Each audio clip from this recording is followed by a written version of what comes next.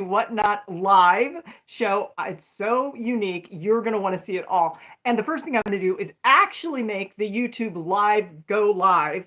So if you've watched any of my other lives and there's like a blank screen, I know that's a little annoying, but it takes me a second to get the other show live and active. What that also lets you do is subscribe. So this is the perfect time. I'm going to walk off screen and you're going to subscribe. You can also share this with your friends. So however you decide you would best enjoy watching, you have that available to you 24/7. Oh my gosh, so amazing. And let's go ahead, and I'm going right in the other room as we speak. Okay, so I'll be back in about 2 minutes. You can forward ahead. Ooh, found my first issue. I have to turn this sound off. But there's a really cool preview video. I hope you love it. It's playing back there. Okay, I'm still here. I'm still here. I'm still here. Yes, I'm still here. I did not leave the internet. I just need to go live right now. And let's see what I can do here. Okay.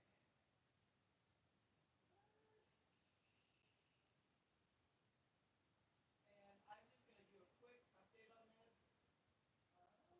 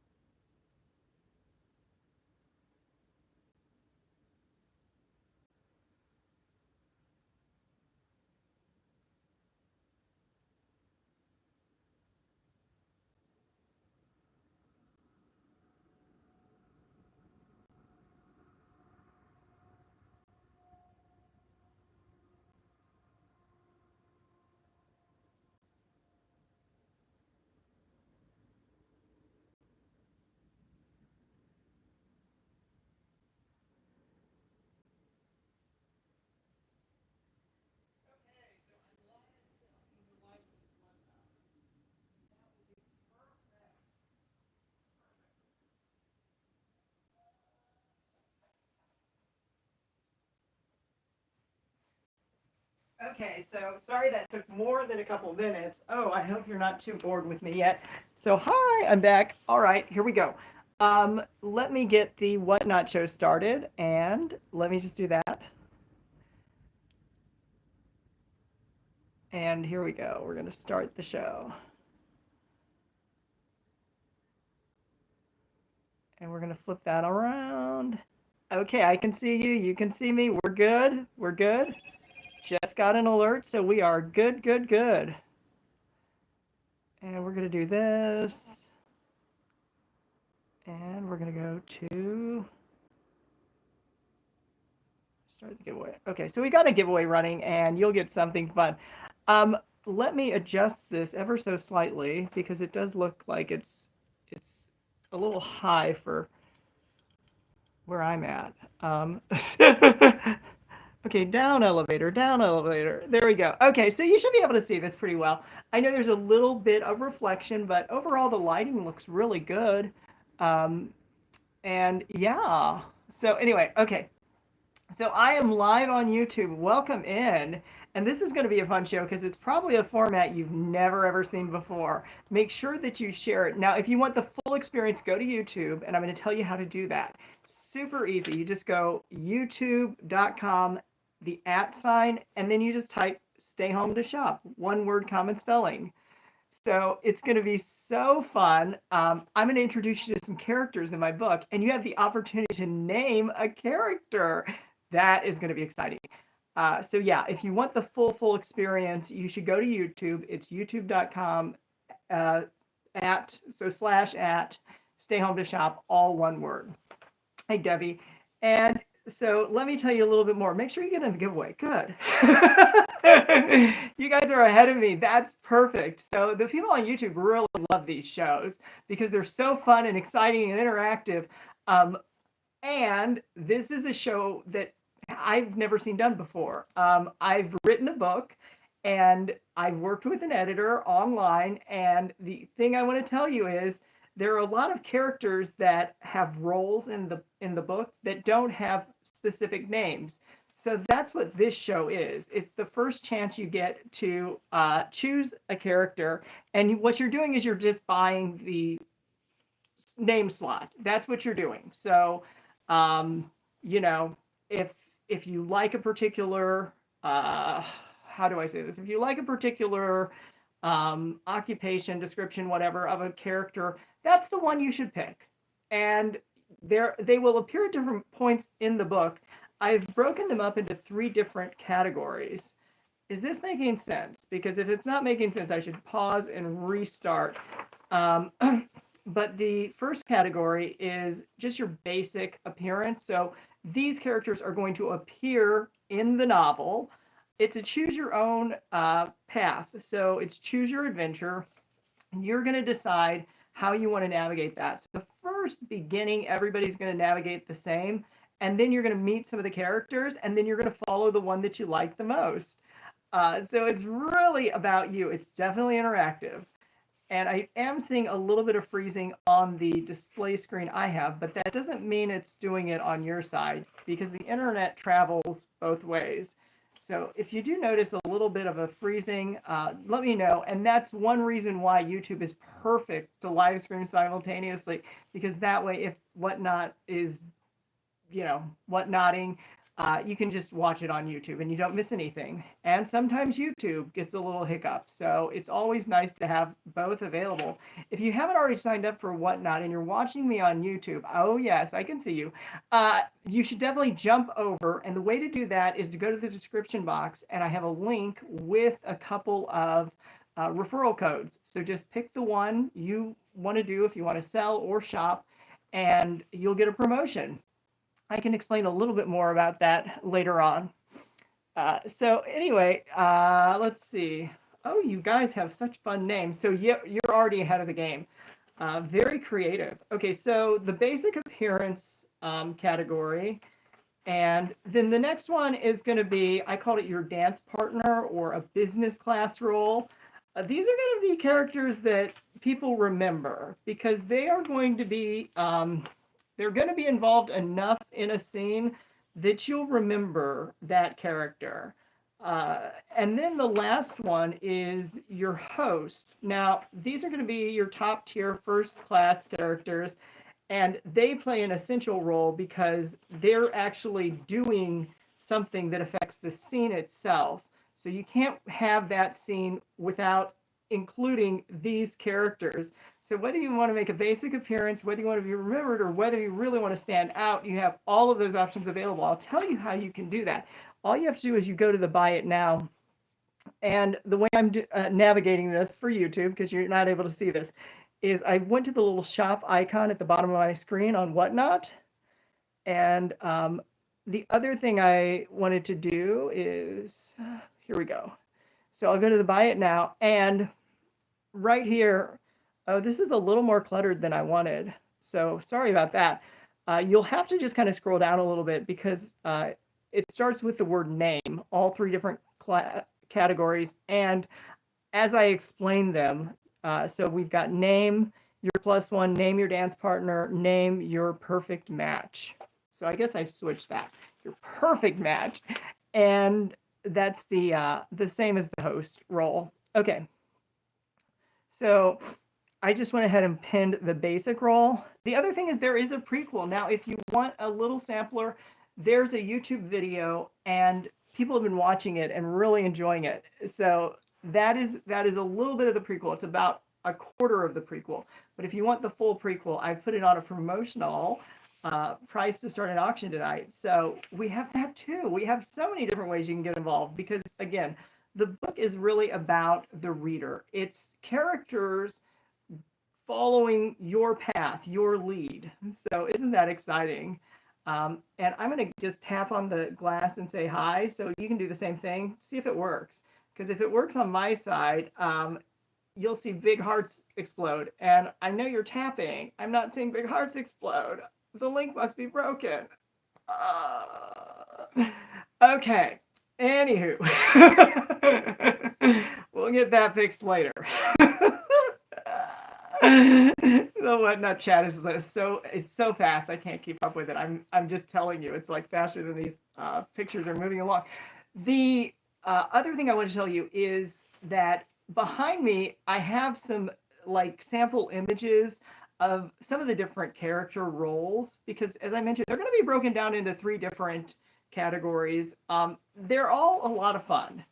These characters are definitely fun. So it's not that you're going to make the wrong choice. It's whichever character really speaks to you. So why don't I go through the list, and I'll give you a sample of what's on the basic appearance. So you've got, let me just go back to that page.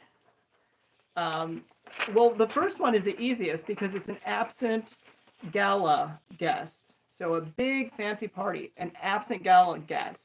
Now, that is something that, oh gosh, sorry, have to reach. That is something that you'd think, well, how can somebody be remembered if they're not even there? The name is definitely, it's definitely part of the scene. So the name of the absent person is included in the scene. You guys are so... I've seen this room fill up faster than I've ever seen because they're so excited. And so are you, YouTube. I should actually be seeing more and more signups, but sometimes there's a little delay. So I'm not too impatient there. I just want to give it a second. And okay, so it's so fun when I have the screen behind me, but I saw like the end screen pop up and I'm like, wait, I'm not done with my live yet. And it's on the screen behind me. Okay, so the first thing I want to tell you is you've got the absent gala guest. Now, that's a fun one. That's name only, but it's name credit, basically. And then you've got the airline agent who's working at the first class counter. Then you've got the clumsy cocktail waitress. Now, her photo should be showing up on one of those slides because that was so fun and funny. I just want to switch this up a little bit here. Hold on one second. Oh, that's good. Okay. And hold on, what else? Welcome in. So we're going to start another giveaway. We want to get as many people involved with this book as possible. Okay. Perfect. Yeah, I just saw a new flood of people come in. I get so excited every time that happens. But then when a giveaway happens, more and more people come in. Okay, so I'm going through the basic characters. Now, these characters are going to make a basic appearance, and uh, so we're calling this list Your Plus One. If you look at the bottom of the screen, I think I misnamed it. That's the problem I'm seeing. I named it Dance Partner. And thank you, Olivia. So we're going off what you see. Forget about whatever is on my page. Whatever version is online, we're going to go with Dance Partner. So there we go. And if you have a dance partner, you'll just tap the screen. I'm tapping the screen. And I'll see a big explosion of hearts again. So let's see. I'm going to do this. And I just want to look at the other ones to see if I typoed them. These are just, I mean, this is the first time I'm going through the entire list with anybody. So they've been characters that I've been working with for as long as I've been writing the book. And it's taken me a few weeks, which is still pretty fast. Oh my gosh, I know what I did. Okay, let's unpin that, and I'll edit that. That is so weird. Okay. The available roles.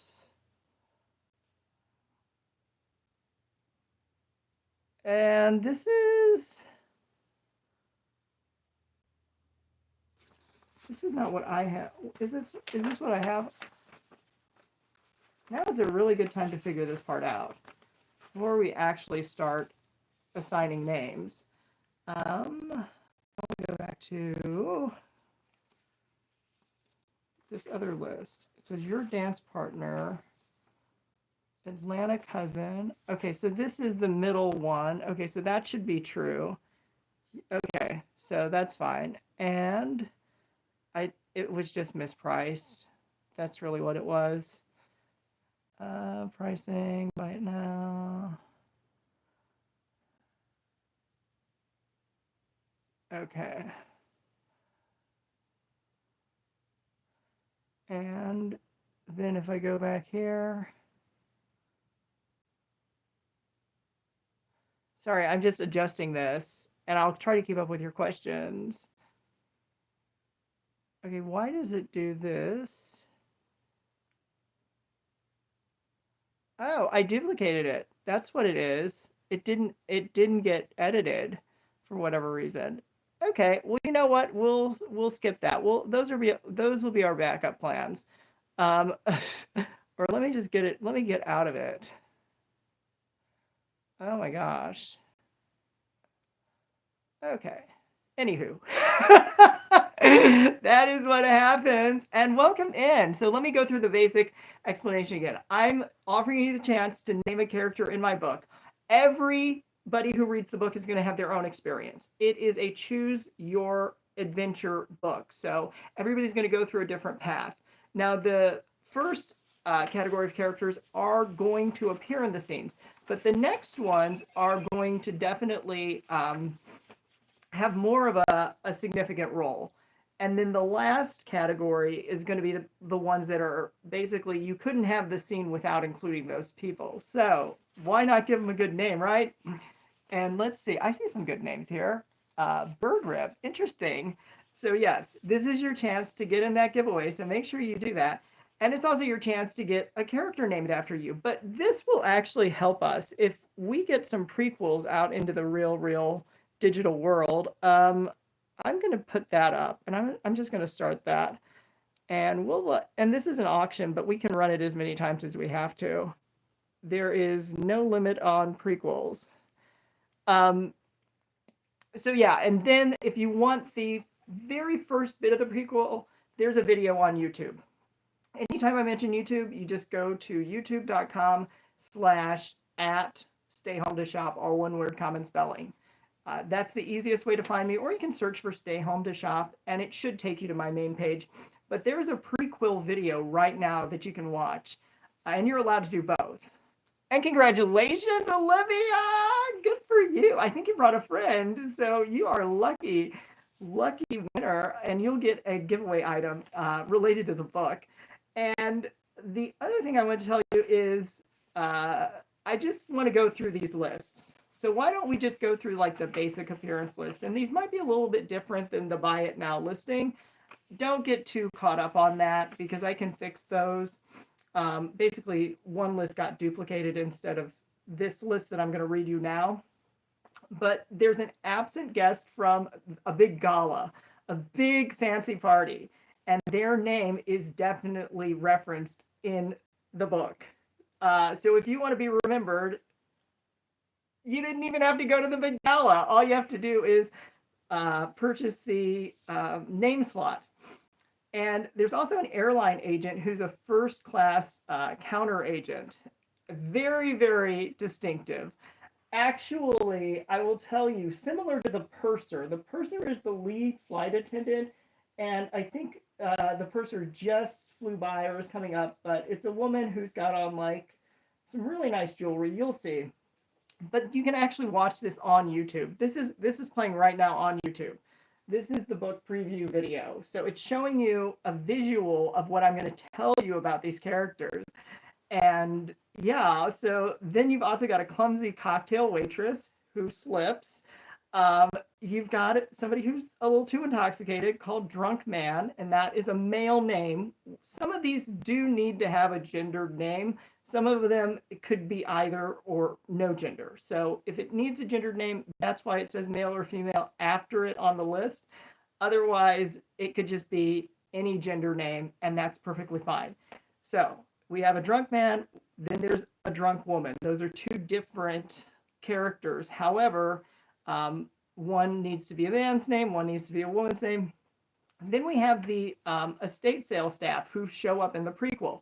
So that is something that you'll get instant recognition for because the prequel is already coming out. The first bit has already been released. You have the ability to purchase the entire prequel. It's not very long, but it does give you a flavor for the book. And because this is something that, again, this is a new format, a very inventive way to use a choose your adventure format. I think it's helpful to get a little taste for it before you really try to get into the book. So the prequel is starting right now at $5, and we'll let that run for about a minute. Okay, so there's two estates. There's estate sales staff 1, then there's estate sales staff 2, and then there's a fancy restaurant host. So if you've ever wanted to be that, there you are. You will be that in print. There's a first officer, so that's the airline pilot who has 3 stripes on their sleeve. So when the photos run, it's a woman. That's the one who would be the first officer. And then there's there's a flight attendant who's a man, who's a woman, a flight attendant who's a man, and then there's the janitor who's a man, the pilot, non-gendered, so it doesn't make any difference. And I should have clarified on first officer. It doesn't make any difference. It could be a man or a woman's name. So the pilot is the one with the 4 stripes on their sleeve. And the first officer has 3 stripes. And that's kind of how you tell them apart. And, the funny thing is, though, obviously there are more first officers than there are pilots because it's a rank system. So in real reality, a lot of the time, the first officer is the one who's flying the plane. So those are the ones to pay attention to. The pilot gets all the credit, but the first officer can get all the work, and they trade off on different flight segments. Don't ask me how I know all this stuff. I've done quite a bit of research. Okay, so let's do this. Let's start this. We'll just do that. I'm not going to mention, unless I have to, I'm not going to mention the pricing on YouTube because it's obviously going to change. So whenever you see this, it could be a year or 2 later. You can't buy these names once the book is out. But you can still enjoy it. And you can still see how did we get there. Well, it's because people wanted to see their name in a book, and they should. So that is, let's see. Oh, we've also got a mother who bids on an auction. That is a female. We have previous dates who are all men. So previous daters. Then we also have 5 party guests. And okay, so the previous daters, it's 1 through 10. Those are all going to be different names, and they do show up in the book. And then the party guests are going to be Los Angeles people who sell on live streams, just like this, just like this. So very relatable characters. Um, those are 1 through 5. The purser we talked about is the lead flight attendant, and you know, it would be perfect if it just automatically lined up with where I was at, but I'm going too slow or it's going too fast. Okay, so the purser is the lead flight attendant, and that's one of the basic roles, one of the basic appearances. And we also have the snake handler, the sushi chef, the sushi party server, who's a man, and that's the guy who's got the sushi laid out on top of him. So that is a character.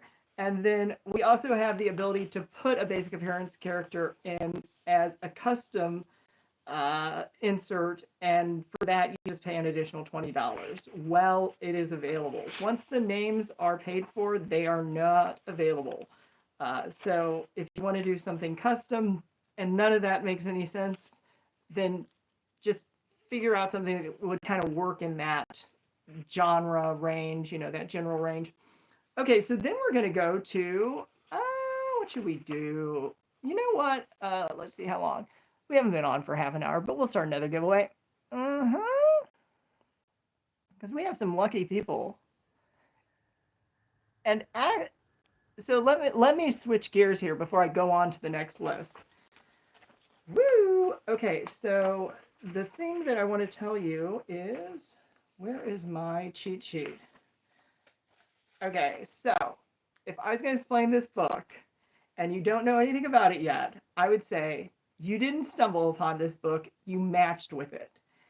You got 5 notifications, all from online live stream sellers, just like me.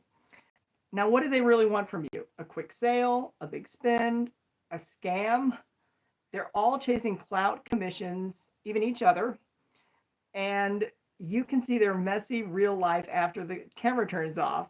This is your one opportunity. You'll look good despite their chaos. Now, also, if you've ever felt an instant spark with someone special or been ghosted, made a search to get their details, well, now you've got potential soulmates, but only one version of yourself, the mostly real you. So don't let them scroll past you. It's time to secure your exclusive character name.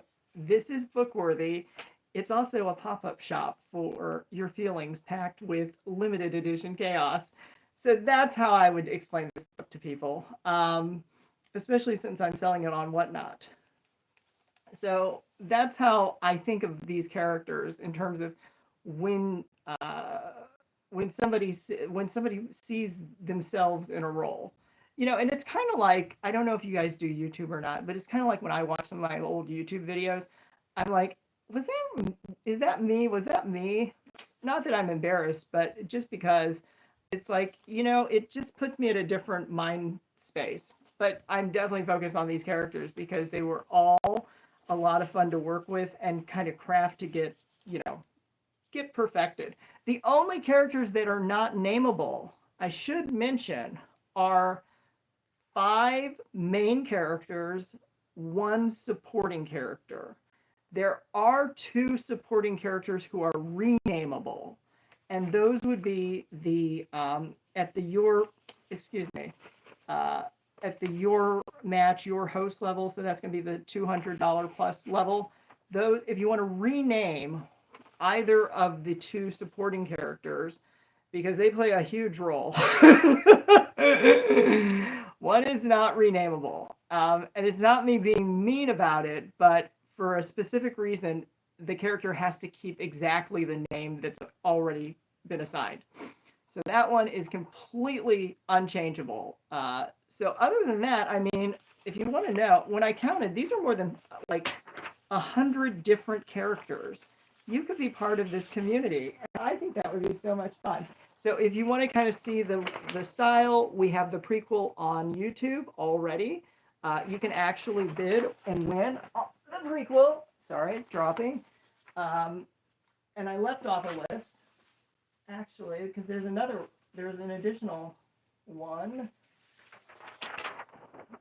This is my misnamed list. So there's a ton of available characters, but once they're named, and that's your opportunity. So let's start the prequel again. Let you guys get in on that. And okay, now I will try to keep up with questions on Whatnot. I can't do it on YouTube. I'm sorry, it's just too much. So I will pay attention to the chat, but it does go fast. And if you've ever watched a Whatnot live stream, when it's an active room, when there are a lot of people bidding or whatever, yeah, it's really hard to keep up sometimes, which is why it's fun to watch. And if you're watching on YouTube, I'll say you're at a safe distance where you won't be too tempted to like swipe. That is one of the things I wanted to quiz you guys on. If you want to play trivia, I actually have some fun trivia questions. And the first question would be, what major dating app is famous for the swipe left to reject and swipe right to like mechanic? If anybody knows the major dating app that's famous for swipe left to reject and swipe right to like, put that in the chat. I'll definitely keep my eyes open. I don't see a correct guess yet. It might not be the one you're thinking, actually.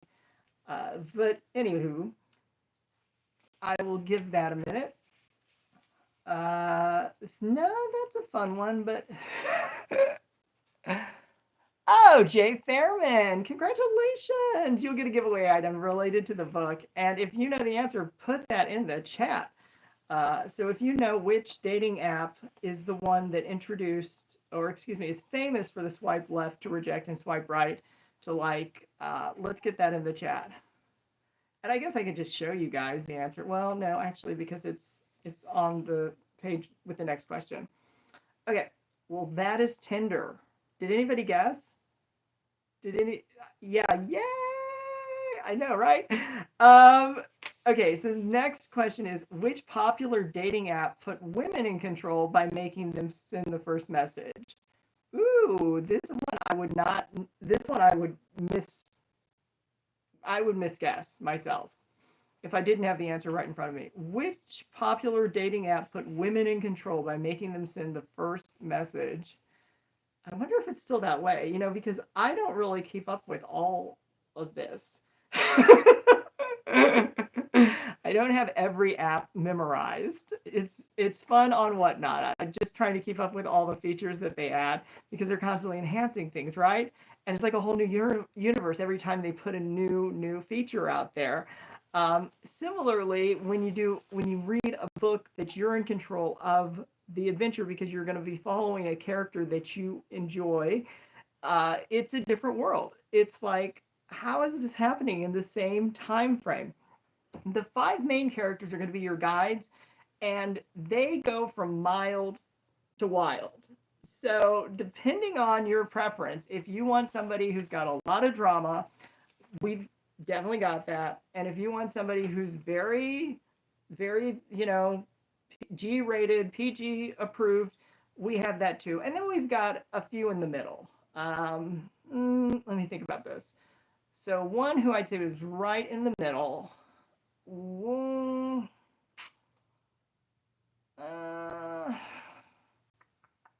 It's hard to say if it's hard to say if they fall between middle and wild. The other two, it really is. But that also depends on the path that you choose. So you could possibly go either way on those. Because there are a few events where, decide what you want to do, and it will change how your reading of the story is. You can always backtrack and start a new path. It's not forbidden, but I'd say go through it, kind of instinctively and follow that character, because that is, again, going back to the whole match idea. If you match with this show, if you match with this book, the universe is saying something. And if you match with one of the main characters, they should be guiding you through the book. If you do not match, we have sort of a default. So even if you don't find the perfect someone, you will get through the story. But it's a different story for basically people in this during the same time.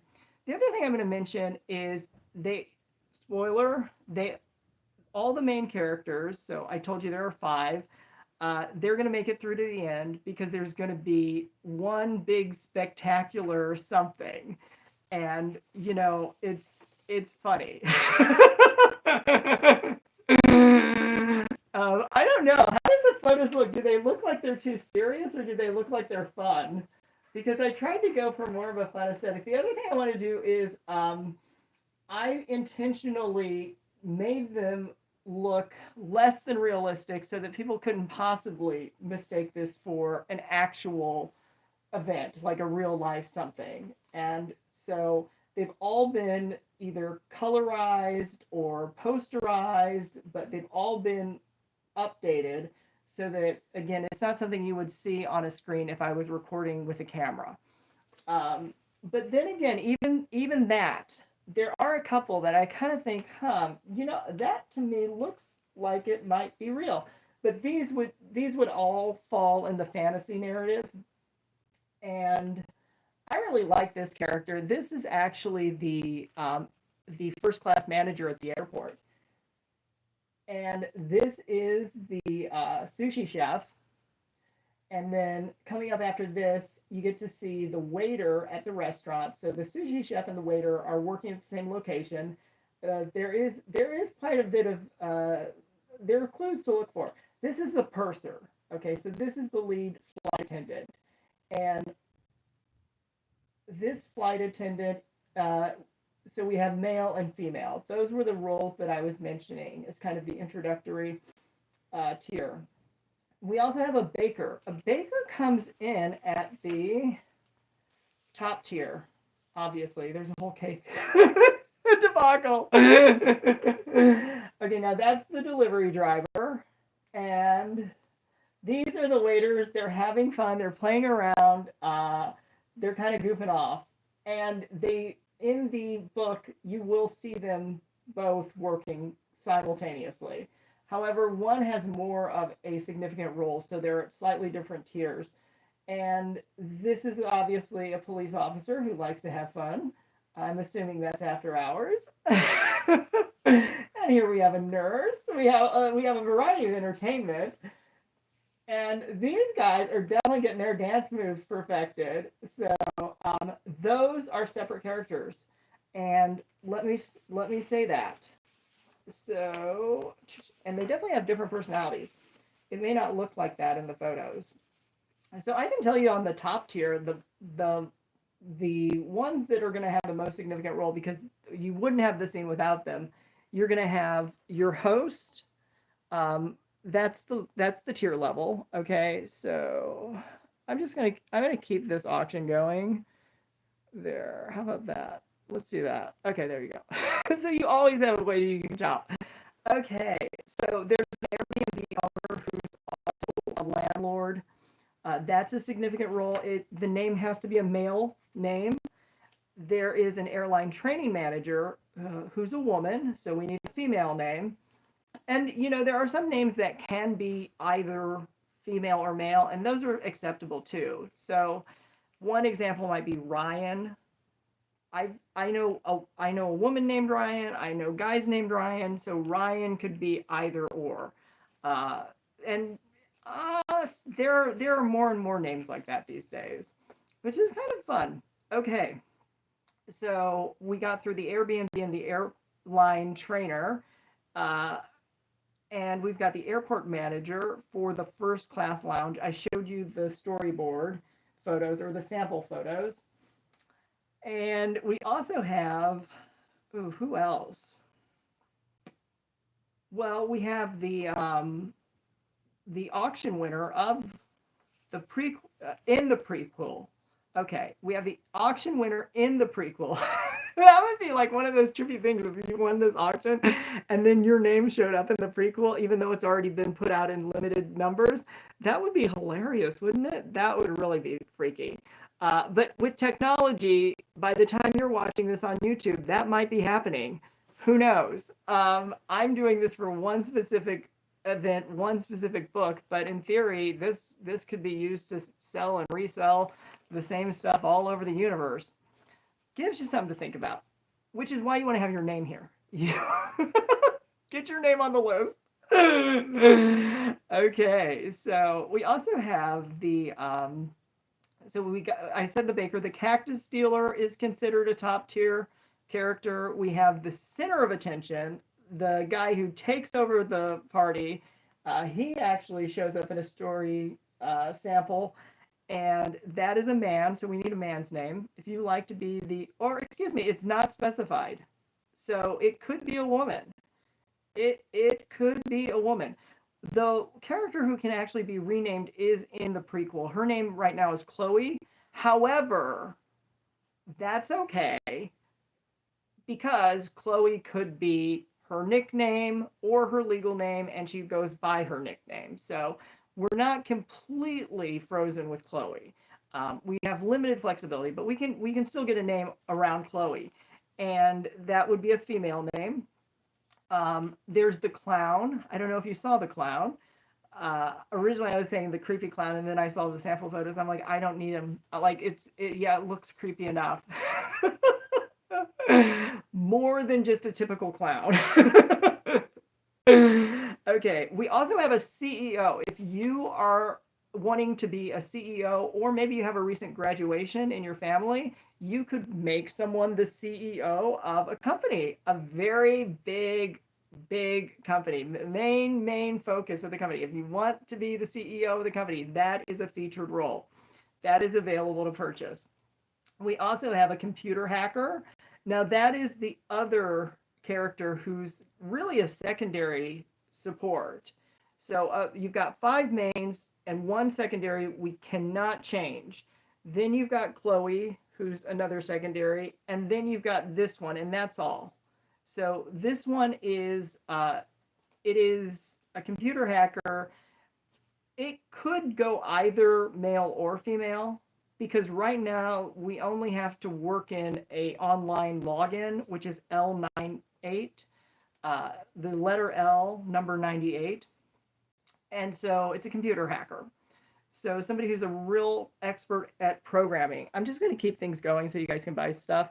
And all of the characters that I'm talking about are in the Buy It Now. You just have to choose the correct tier. And if you have questions about that, you can put those in the chat. It's a fun chat.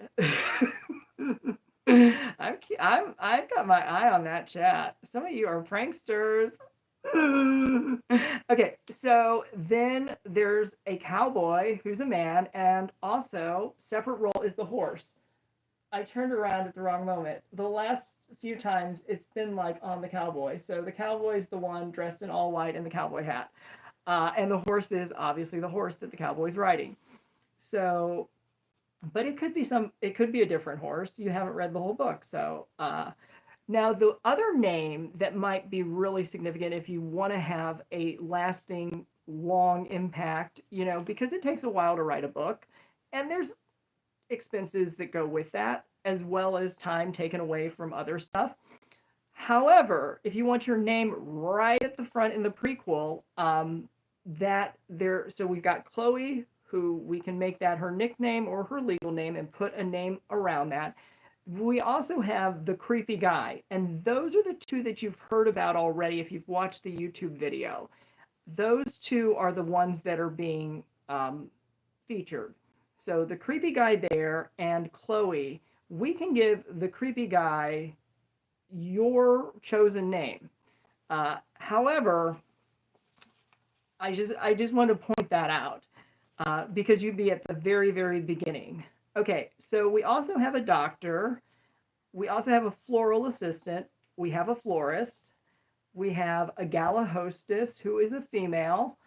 We have a Game Boy buyer. If anybody remembers like the old handheld Game Boys. Okay, somebody bought one. Somebody found one. Somebody bought it. Um, so we have a Game Boy buyer, and that is a male.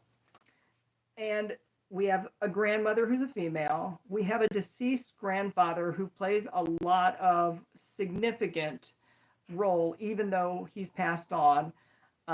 So, I mean, mentioned very, very many times and often. So, if you'd like to be that grandfather or know a name you'd like to have there, that would be the top tier level. And we also have a Los Angeles convention. So, there's going to be two separate roles, even though they have the same title. They are two separate roles, so they have different dialogue and they represent different categories. So these are two separate roles. Uh, the first is Seller One, okay, and then the other one's Los Angeles Convention Seller Two. Okay, now here we're getting toward the end of the list. I'm about this far down. So the other thing that we have is we've got we have a marketing director. Now we have to start that name with the letter M. The other name that also is requiring an M is the marketing vice president. So those two have to have a letter M name, which isn't very difficult, but I want to mention this. So some of these have some constraints. We have a mystery hotel date. I don't know if you've ever had a mystery hotel date, but one of the funnest ways you can do that is watch my YouTube channel. Because if I have a mystery hotel date, I'm sure I'll take you along with me. I need somebody to be an eyewitness. Yeah, I'm forewarning people. Okay. So we also have a pharmacist who is a woman. It does need to be a female role. We have the bartender that you saw earlier working around the pool. That one of those is a featured role. Very significant. We have a receptionist who we're going to start the name with the letter R. There are only just a very few, but you can understand why they're featured if they have these constraints. So we need a letter R receptionist. Then we have a restroom attendant that's a male. We do have a transgender usher. And any of the roles that didn't have gender designation can include any gender, including transgender. So it doesn't have to be a man or a woman. I probably should have clarified that, but good point. Um, and by the way, thank you. Thanks for watching. Okay, so yeah, transgender usher. It is specifically this particular one must have a transgender designation. So actually, I need to put that in the update of the description. Okay. We also have like a voice, and I didn't specify this, but it is a man's voice, but I guess it could be a woman's voice. So anyway, it's for an app called Treasure Hunter, and the line that the voiceover says is, "That's what I'm talking about." So kind of in that tone, like, "That's what I'm talking about." Okay, that's my acting skill. I'm not taking that one. You also have an uncle who is deceased, and that's a male, obvious, well, clarifying or clearly. And then you also have the ability to do a custom role insert at the top tier. It's an additional $100. So if none of these fit what you were hoping you would be, then you could actually create a role for you, and then that would just be $100. Okay, now moving on. How are we doing on time? Okay, we've been here well past half an hour. What I will do is we're going to switch over to community because I think people are trying to purchase physical books. So we should just switch into community where people will come community. And we'll give that a go. So meanwhile, I'll start an auction and just let it run, and I'll end it in 5 minutes from now, and then that will be when we'll switch into community. And there we go. Okay, so we've got a giveaway auction going. So I'm going to just run into the computer room and I'm going to switch the category over. I have to do it on the desktop. It doesn't allow me to do it on the phone unless there is a way that I'm not aware of. But actually, I might need to update that list while I'm there so we don't cause confusion. So I might be a couple minutes, but you've got a giveaway. You can browse through the buy it now. So you don't have to stop shopping. I always want to have something you guys can purchase, no matter what.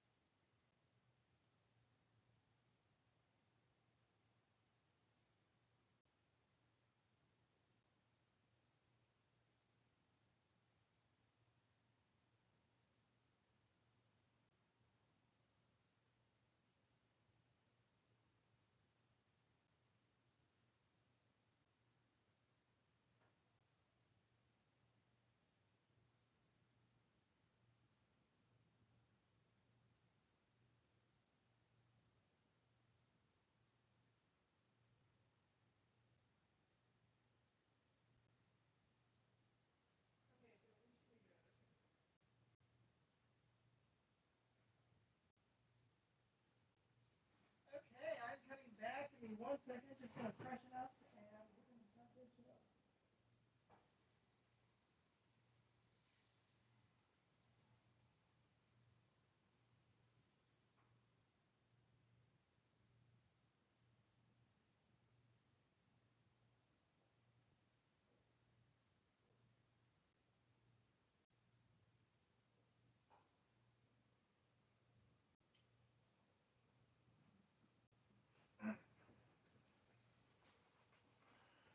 Okay, so anyway, I think we're all updated. We should be showing up in community now. And for YouTube, this won't make any sense. So let me explain why I had to leave the room. There are different show categories, and on Whatnot, we want to be in the best and appropriate show category. So this now qualifies for community. We had auctions and live shows in different product categories should be selling things. And otherwise, if we're just chatting and having a good time, people can still shop and buy stuff. But I switch over to community because I don't want to waste anybody's time. And I also want the sellers to have a really good chance in their categories because books, it can be a little tough to get your show started. I will tell you, I have sold books, actual physicals. Now I'm selling the names to books. Now this is a first. If I'm wrong, correct me because I don't want to spread any bad information. But yeah, this is the first time anybody has offered naming slots in a book. I think probably on any live auction show, but probably Whatnot. Now I'm thinking about it. I'm thinking, why wouldn't somebody? The only reason I can think of is if they don't know about Whatnot. That's the only reason. Otherwise, yeah, you would clearly. I don't know how else you would do that, and it would take forever. Oh gosh, yeah. So we need to get some people named so we can get the book finalized. When I wrote a choose your own adventure, I didn't understand myself what I was getting myself into, and I will tell you, it was an adventure for me. And the only way I was able to do it and finish it is focus on each character one at a time. And I'm the kind of person who loves to multitask. So if I know that they're all going to be at, oh, I'm going to make something up that didn't happen in the book. Okay, so if they're all going to be at the Eiffel Tower, so when I get to the Eiffel Tower for, one main character, I'm so tempted to just go write the scene about the Eiffel Tower moment for a different character. And it just doesn't work. It doesn't work because it takes me out of that frame of mind of what would this person say or do or how would they say it. And I will tell you, I did use a lot of computerized technology to come up with this so quickly. All of these computer images, I didn't hand draw. So I created them, but I didn't hand draw them. So that's one way I was able to do this relatively quickly. It still took a couple weeks, and I just had to focus on each character one at a time. But it can be really, oh gosh, it can be really disorienting when you're doing more than one character in a day because I've gotten to a point where now we're just kind of ramping things up. So I need to go from one to the next, to the next, to the next. But I'm going to finish all their remainders and all their side journeys. And it can just be very disorienting. That's what I'll say. I'll say it can be disorienting when I start the day with one character, but then during the day, I'm going to switch into a different character. So I would probably tell you for the book readers, try to stay with your character if you can. And if you can't, maybe backtrack a little bit because you're going to want to be in that character's frame of mind. They look at the world differently. They have very different perceptions. And that's good because it shows you a lot of different ideas and diversity. Hello, LV. I know you keep wanting me to sell you stuff, right? Thanks for coming in. Oh my gosh, I recognize your name. Okay, so anyway, I'd like to say hi to the ones who I recognize. So the other thing I want to tell you about the characters is, yes, we have we have a variety, and it was specifically intentionally designed so that people would have somebody that they could relate to going through this whole experience, because they are really a lot of fun doing their own thing when they're apart. However, when you put them all together, it is a spectacle. And that is something that, it's just, I can't talk about it, but it's like a spectacle. It's like when you get them all together. I'm trying to think of like who would be like five people you wouldn't want in the same like room, but really even the same city all at once. And it's funny. It is, if you also understand that a lot of this is done with comedic um a comedic angle, then it kind of clicks, I think. But if you're not connecting with a character, you can always switch characters. That is something you're able to do. And if you want to kind of get a parallel experience, of course you could switch characters, but that's where I would myself get disoriented. And that's another thing. There are a few parts of the book where there are scenes that have more than one character, but sometimes it's really all about the main character, but there are two mains. I sometimes would forget or not think about the fact that the other characters fit into that scene. So I needed to also make sure that they had a connecting way that you'd be able to find that scene. So I didn't want to have like any like islands out there just kind of floating around. So you would have gotten to it from the main, and you also have to be able to get to it from the second main, and it still has to flow with their experience, their journey. So in terms of time, this is happening at the same moments. So there's not a long delay. This isn't something that spreads out over many years. And that's another reason why getting the language, getting the tone accurate, uh, that's important. It's one of those things where once you get involved, you're gonna understand it. And I think the prequel shows you that, because the prequel kind of sets you up. And I'll tell you about the prequel, because I think, how do I say this? So the prequel, it's like generally introducing like the format of making decisions as you're reading, and really the final result on the prequel, because it's a very small number of pages. The end result is, if you decide to just keep reading, you'll get the next part of the story. But there are some choices where you would skip ahead. So if you're finding that you're skipping ahead in the prequel, that means you're really interested to get to the end to see what the end of the story is. So that's a good sign, because you can use that as you're going through your character introductions to decide, do you want somebody who's like really like, or do you want somebody who's a little more even paced? And you'll know them when you read about these folks, and they're just it's a really fun thing. Okay, so I did mention they all are live stream selling. So that's a common bond, and they are in different cities. So they're different cities, different ethnicities. Hold on a second, let me think. Um, mostly different ethnicities.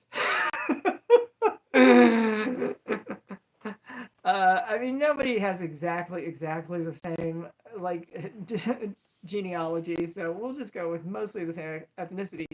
And the reason I wanted to tell you about that was, so different genders, different ethnicities, different gender or sexual orientations. That is important, because it does affect which characters are most compatible with each other. So you'll have to tune into some clues here. And what else? And it may not be what you'd expect. There's just it's such a user driven narrative that the more I tell you about it, the less of the experience you're going to feel. So I want you to have a good experience reading it. I had so much fun writing it because I had to really go back and check and recheck a lot of my knowledge and assumptions. I had to check a lot of assumptions to verify that I wasn't thinking something that was already obsolete or outdated. Okay. Oh, I should also mention technology. You're going to love how technology plays into this. One thing is, it's not science fiction. So, although some of the technology has very sophisticated features, it is possible that it could be out there right now. It is possible. As far as engineering and money and all that good stuff, yeah, that's maybe why you don't see exactly the technology that's being used. However, technology does play a part in it. Now, so just to kind of summarize, because I know people come in and out. So this is blended storytelling with personalization. And I'm not just offering a book. I'm offering buyers a way to inhabit a narrative. So naming a character after you isn't just a gimmick. It gives you a fingerprint in the story. And it's a mix of personalized merch, role play, and narrative prestige, all wrapped in one transaction. Getting your name in the book, that's what you're getting. Now, it is an emotional user experience that meets exclusive ownership. So it does have an aspirational tone. It's emotionally safe and strategically curated. It gives people the thrill of playing at an elevated version of yourself or alter ego without risking your real life reputation. So this is, think fantasy meets FOMO, but with taste. I had to put a few key words on paper so I would remember that I needed to highlight those. Uh, and I that's the best description I have, and those are the best words I could come up with. Uh, okay, so as far as the pop-up shop with feelings model, that's something that I mentioned when I was going through the list of available characters. I hope we're in the community genre. Are we in the community genre? I can pause for 1 second and find out. I am so sorry to have to do this, but okay, yeah, a reset. Okay, thank you. I don't have to do that. Okay, so the pop-up shop for feelings. Um, well, I think it's genius. It positions the story as ephemeral and experiential. It taps into a psychology of limited drops without, so like streetwear or NFTs, while offering an emotional and narrative payoff that typically collectibles don't have. And lastly, the thing I'll tell you that I feel this book does different than others, it gives a it gives a luxury framing for a digital flex, digital identity flex. So I've elevated what could be seen as a novelty, and that's just naming characters, into a luxury identity moment. And welcome in. I want to just quickly recap what makes this book so special. Um, and so the language is precise. For example, I chose words like signature moment, spotlight, main character energy, and that's rare, especially with the emotional resonance that I'm building into this story. So the story itself is user driven, but that is the experience I want you to have. And if I had to name this particular genre, because it's very unique, um, it's a narrative status object, and it gives you a premium emotional, resonant flex that lives up uh, to your expectations of the story instead of the story on the shelf. And that's what makes it unique.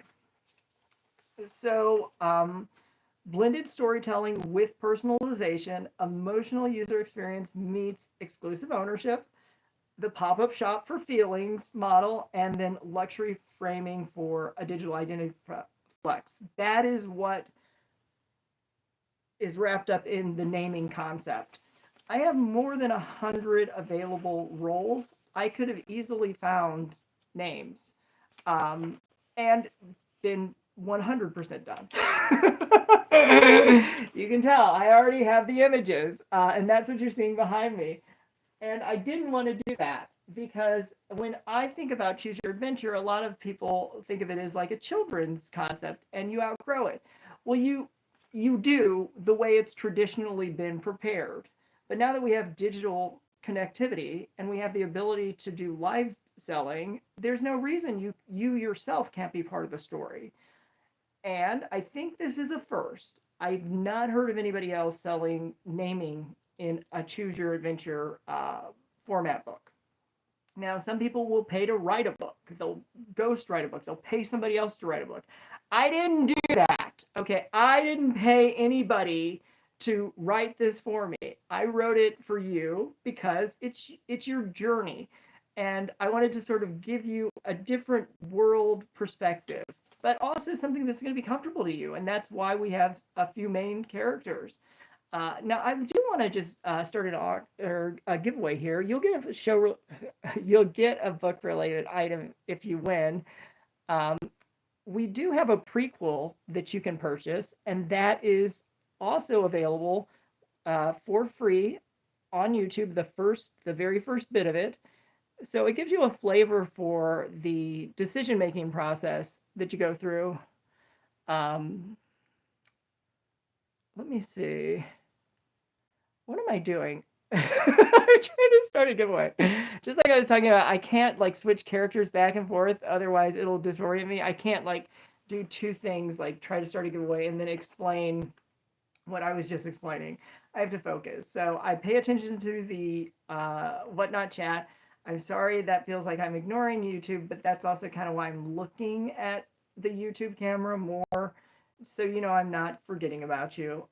This goes out digitally all over the world in real time. It's live now. So everything I'm telling you about the book, I'm going to have to live with forever. I mean, because that's pretty much it.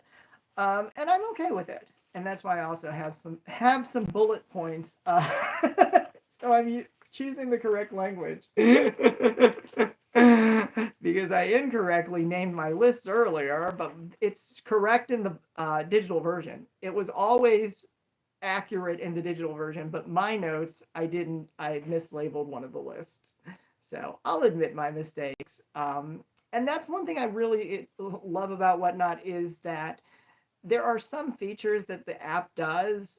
Now, proofreading isn't one of them. However, it has a lot of user protections on the buyer and seller side so that we don't make silly mistakes like that, because there's a little bit of a price gap between your entry level character as opposed to your highlighted character or your first class character. So you have your +1, we'll call it, and that's going to be the lower pricing, and they will make an appearance in the scene. And then you have more of a business class role, and that's priced higher than your initial character, the entry level, because you'll remember those characters and you'll remember their names. Then as far as the first class, these characters all play some essential role so that you wouldn't have the scene without them. I'm making up analogies so I don't get into the story specifics. So imagine that somebody was harvesting corn. Well, you're going to have a farmer involved in that scene in some way. Okay, so if the farmer isn't one of the main characters, that's what ended up on the list of first class characters. So, yeah, there's not a farmer. We're not harvesting corn. I just gave you an example to give you something that you could kind of relate to, because as you experience the story, some of the details are very relevant and then some don't matter. They really don't. And it depends on which character you're looking at it through. Um, everything on here I think is general audience approved. These are all preview photos that have been prepared. So these are just sample photos. They're just sample imagery. Uh, they're not going to be printed in the book, but it gives you an idea of some of the different character roles. And for the most part, they are very, very mild. There's no violence at any point, but some are a little more, I don't know, risque, so to speak. I would say the sushi guy, the guy who's the dancer in a police outfit, he's starting to undress. Okay, so that kind of thing. I had to sort of like monitor my own taste level and not push it too far. And then obviously these guys are very talented dancers. They are talented dancers. We're seeing a lot of dance talent. So it's just funny that way. Now, if you like romance novels, I think there are some paths you can follow that follows more of that kind of emotional feel, although it won't get into like explicit stuff. But I could definitely see somebody who's like a romance fan enjoying a couple of the paths. Yeah, you can pick so many different words for these folks. And one of the things I will tell you is, this is our thing. I found a tool online that will generate a variety of different sample images based on word description. So some of it I was able to just pull directly from the book manuscript and just cut and paste, and it would end up with something that was kind of usable. Maybe change one or two details. And congratulations, you will definitely get a book related item, so keep your eye out for that. You won the giveaway. Or is it Home Front Treasure? I thought it said I Home Front Treasure, but I'm probably just seeing like a blur. Okay, so yeah, so there are some different characters that are hard to describe, but the bottom line is when I got to the guys who are the dancers, it really wanted to give me the same images over and over, no matter how many times I tried to change them. And those are the ones that are probably the most neutral. A lot of them were not. A lot of them showed like much more interaction, and I was like, what are you not understanding? Like, I keep telling you, like, this is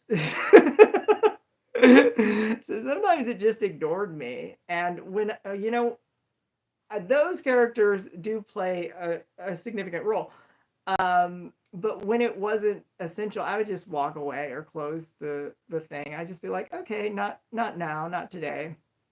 So, but how you craft your word descriptions, if you're trying to get images generated, it makes a big difference. And actually the order even, because it assumes certain things apply based on how close they are to the start of the request.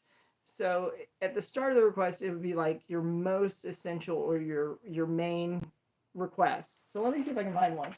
So like this would be okay, police officer, man, and then you have to give an age range. So this would be man in his 30s, dressed as a police officer who's doing a stripping dance, something like that. That would be the description that would, quote unquote, work. If I put it differently, if I put a police officer taking off his clothes, stripping or whatever, it's not going to come back with that image. It's going to come back with a weird one. And another thing is, when I couldn't figure it out, I would look at AI because I figured AI knows AI better than I know AI. So why don't I just ask one of the AI assistants? Has anybody used one of those? Um, because there are a couple that I use. I use Gemini and then I use ChatGPT. They do not give the same answers. Uh, so when I would ask the AI, like, can you rework this request? And yeah, it didn't. It still didn't always come out right. Um, but it was eye opening to me. And one of the ChatGPT AIs actually told me like there are some exact concepts that these image generators will understand, and then anything that else that's kind of close to it, it's gonna come out a big mess. Uh, so I might as well tell you there is, if you've watched the prequel, and that's the one with the guy that says he's watching, and then it's got Chloe. Okay, that video, it tells you like the first quarter of the prequel. You get entirely free. You just go to my YouTube channel, Stay Home to Shop, one word, common spelling, and you can get a feel for this. So there's a object that's being auctioned, and I'll just tell you because it's like one of the first things everybody's going to find out. It's a meat grinder. I could not get artificial intelligence to give me a meat grinder, and I tried, and it was actually coming back with more and more like grotesque things, and I was just like, no, this is not going to work. So I even tried to make it really vague. Like, it's a kitchen appliance, it could be used, da da da da. I would not recommend that people try to have artificial intelligence draw them a meat grinder, because even the everyday objects around us, you'd think that there would be like some sample prototype to go off of. Not exactly. It wants to create. It wants to invent a, they say don't invent the wheel. It wants to invent the wheel. So it's just like, huh. So there were some scenes or some characters that I just couldn't get close enough where I'd have accurate images. But these should all look, they should look quote unquote fake, because they all have some effects applied so that you wouldn't mistake them as real people. Like, these guys all have a coloring effect, and clearly some of the fine detail, you'd see that it's more of a drawn imagery. But I also had to make it you know visible enough that you could understand what it was. And like the sushi guy is probably the example there, because I changed the coloring intentionally, even though it's not an appetizing color combination, because I didn't want anybody to think that this guy was somehow made to lay there for hours while he was photographed with sushi. If you ever get those quote unquote roles, oh, they can be torture. Just like the physical like strain of staying still. I've not done it myself, but I've heard of people who've done it, and some of the requests that have been made are just oddball requests. Like, we want you to be a table. Like, um, anywho, so these I thought actually did come out really well. They did not. They would not change the variety as far as the character appearances, though, even if I altered the request. So sometimes it just gets stuck in this. This is what a pilot looks like. This is what a flight attendant looks like. Because actually, her hairstyle is a little more dated than what I would say is now. But who knows? It's choose your own adventure. Maybe that is the person you last saw at the airport. Oh, I'm gonna tell you. Do you guys want to know what the funnest part about this was? I mean, there were a lot of fun parts. The funnest part that I can tell you. Uh, so other than giving you the opportunity to get your name in the book, the funnest part was I got to create a fictitious airline. So it's totally fictional. And it does come up in the book, and you'll learn about it early enough. So I'm not going to ruin your experience there. But the airline, so when you're seeing all those photos of the airline employees, the airline is actually totally, totally fake. It's not a duplicate or a knockoff of any other airline. And that was really fun for me because I had to think of like a lot of specific logistics. And number one, where would what airport or where would they be able to put like a training camp? Um, and so a lot of the decisions that kind of came started to fall into place. Now I don't know if I'll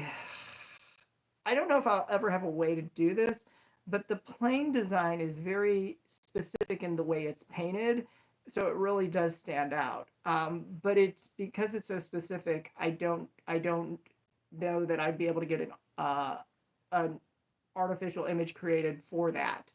It's but it's fun. But also just knowing those details, I was able to sort of like again put myself back into writer mode where I'm trying to think, okay, so how would a an airline manager handle this situation, or what would a flight crew do in this situation? And I have to tell you, that airline is very friendly and accommodating. Oh my gosh, like if every airline worked like that, woo! Travel would be so much fun. So if nothing else, check out that airline. That is a fun one. And there's a backstory that's not included. With Choose Your Own Adventure, it's like I want to give you like extras, but that like kind of drags the whole story down. So I don't know. Have you guys ever seen like at the end or something where they give you like additional like director's cuts or things that didn't make it in the finished piece, but you get a sample of the process? I haven't seen that. Yeah, I haven't seen that. So knowing kind of the basics of the airline, what their uniforms are, what airport they're flying from, um, what city it's in, all of that, it plays into the story. And there probably would have been like a few others, but this was the most obvious. But any airport that I choose, there's going to be an airline that either has it as a hub or dominates that airport. So people would say, "Oh, you're talking about blank." No, I'm talking about. Well, it's revealed. The call sign is AHA, so I'm talking about AHA. But the name is totally fictitious too. It's just like I got to start like a totally new airline, and so that was fun. Oh gosh, I had fun with that one. And um, yeah, and Jim and I helped me do that, fact verify some things. But Gemini is much more logical, I think, than ChatGPT. ChatGPT can get really chatty. It can be very interactive and fun. And I also think that how do I say this? I think that Gemini has a better process of the way that we think, which is different than computer code. I think it has a better feel for that. ChatGPT, I think, still thinks in like computer program language, but it disguises it because it's got a very conversational tone. So that's very good. However, that can be a little bit misassuring, or there's got to be a word for this, but I'm not going to ask ChatGPT is. It can feel a little glossy, and so yeah, so ChatGPT would get conversational with me, and they also, if you guys have used AI, have you used it? Because this is the first time I've really extensively done it because I was doing so much research.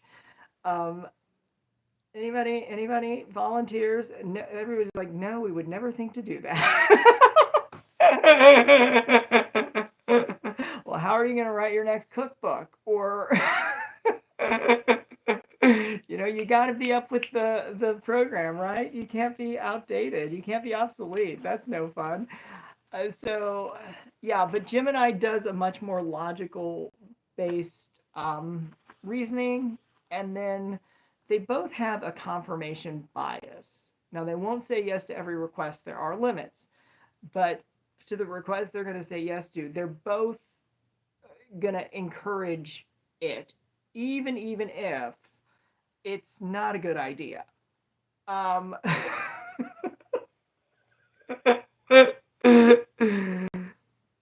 hmm.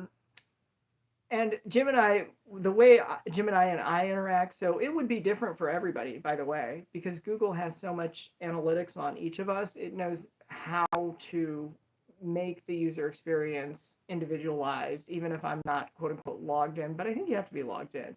So it's going to talk to me differently than it would speak to you. And it would mansplain things to me. And I'm like, oh, okay. That is so good. Like I'm scrolling to the end, like, what's the answer?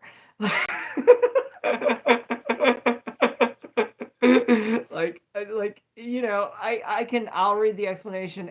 Just give me the answer. Like, come on.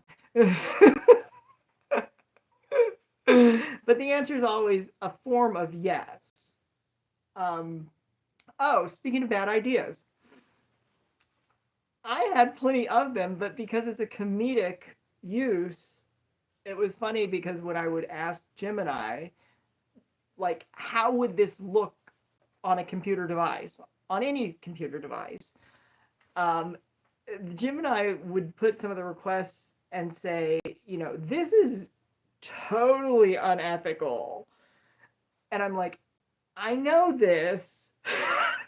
I'm not doing this, but if somebody did do that, so like if you're a computer hacker, obviously a lot of the stuff you're going to be doing is not ethical. It wasn't that exact example, but that's an easy one to relate to. So it would like give me like warnings, like, okay, so this is not how somebody should do it, or not how the computer should respond. And then it would tell me, and I'm like, oh, okay, good. And I was surprised at some of the features that our existing technology has that maybe we don't use, but they could be used for. That was an interesting point because in terms of using technology in the narrative, it's not science fiction. So everything that is described has to be, quote unquote, available now. It may not be accessible, but it has to be available. And that's one reason why. Did anybody watch Back to the Future, like the sequel? I enjoyed the feel of it, but the technology, and actually we're past that point. I forget what date it was supposed to. What date was Back to the Future supposed to end on? I know it was sometime past the year 2000. And so, anywho, um, the technology though that they were using, like those floating hoverboards, we don't use that. Now, technically, yeah, you can get those kinds of things, but they don't function the way they're shown in the in the movie. So there are no hoverboards in this round. This is another thing about doing a user experience book is it's meant for users. If nobody enjoys it and buys it, then there's no need to think about a sequel. However, if there are people who enjoy it, this could easily plug into a sequel. But people will not be arriving on hoverboards. I'm just telling you that. Unless we have like a huge real life craze where everybody starts hoverboarding. Kind of like once upon a time, you did your shopping however you wanted to, and you still can. But like all of a sudden, like right at the beginning of this decade, people did a lot more online shopping. What what a trend! What an amazing trend! So, I mean, I can play nice. I can participate in the program. Um, but I've got to be treated nice too. So I was getting some pretty amazing shopping deals. I really was. And I showed you guys that if you watch some of my past YouTube videos. I was doing tutorials of how I was getting these extreme couponing like hauls that I didn't even have to leave home. And so anyway, I'm not sure exactly what inspired it. It probably was just like a fad or something that really caught on. But yeah, so all of a sudden, like everybody was doing online shopping. It was just like, the thing to do, the most popular, and so good for us.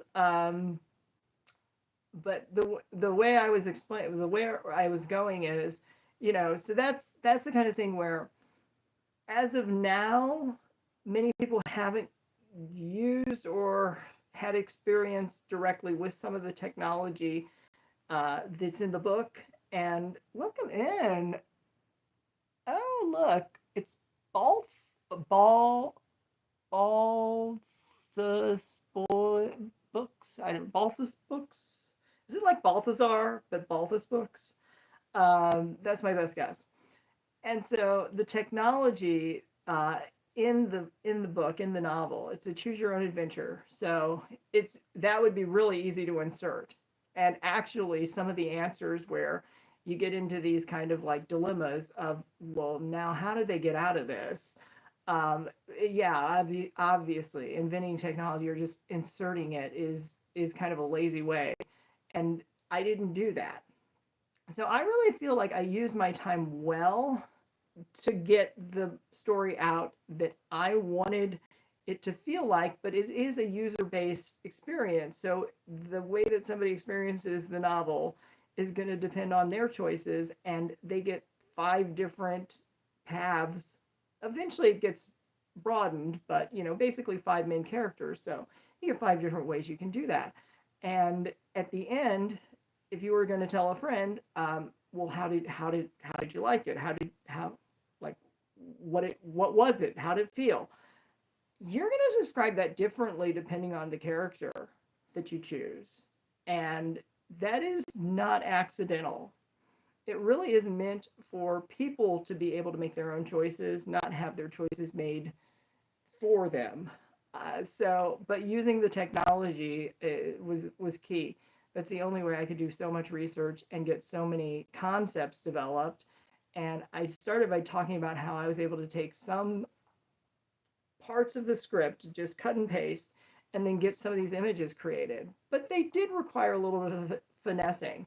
But when I went back, if I were to ask ChatGPT, give me an image prompt for whatever, somebody standing with a hot dog in a baseball stadium. That didn't happen in the book, so there you go. It would do that, and then it would get something wrong. There would be something that the other program would get wrong. And ChatGPT does have an image generator, but that has not worked for me for a while. And it's just like it wants to create imagery, but it just hasn't. It's like it uses up your processing credits, and then I haven't paid for it. I just use the free stuff.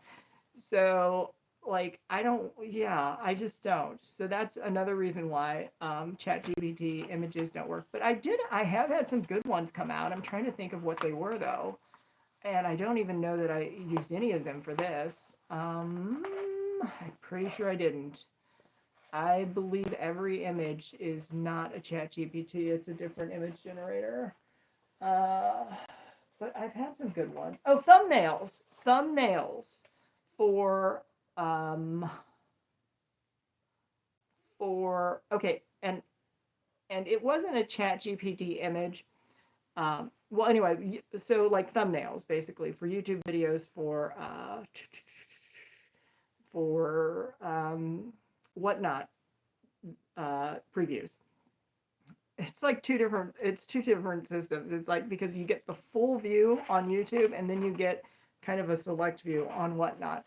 So I keep bouncing around. Like what is like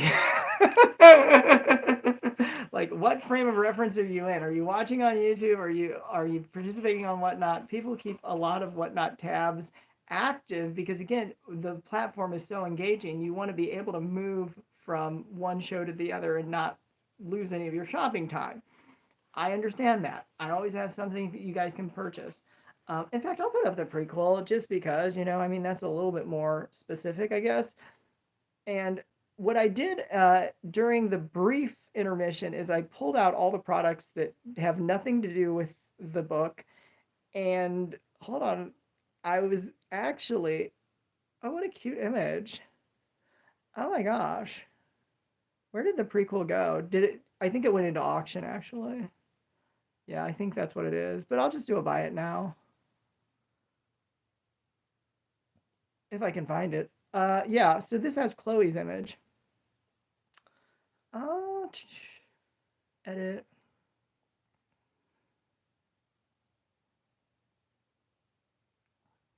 And what I'll do also is pin the item. Okay, there. Oh, wow. Yeah, I took it down to $5. Awesome. I did not want to say any prices on YouTube because those will always be obsolete by the time somebody watches it. So just disclaimer there.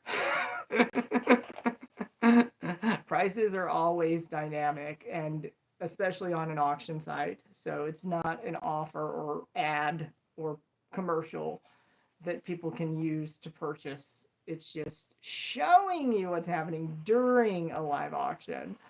There are disclaimers. Yeah, you get disclaimers with the character. By the way, you'll get a nice little ad. It's like one paragraph of disclaimers, but I don't even think those are gonna apply.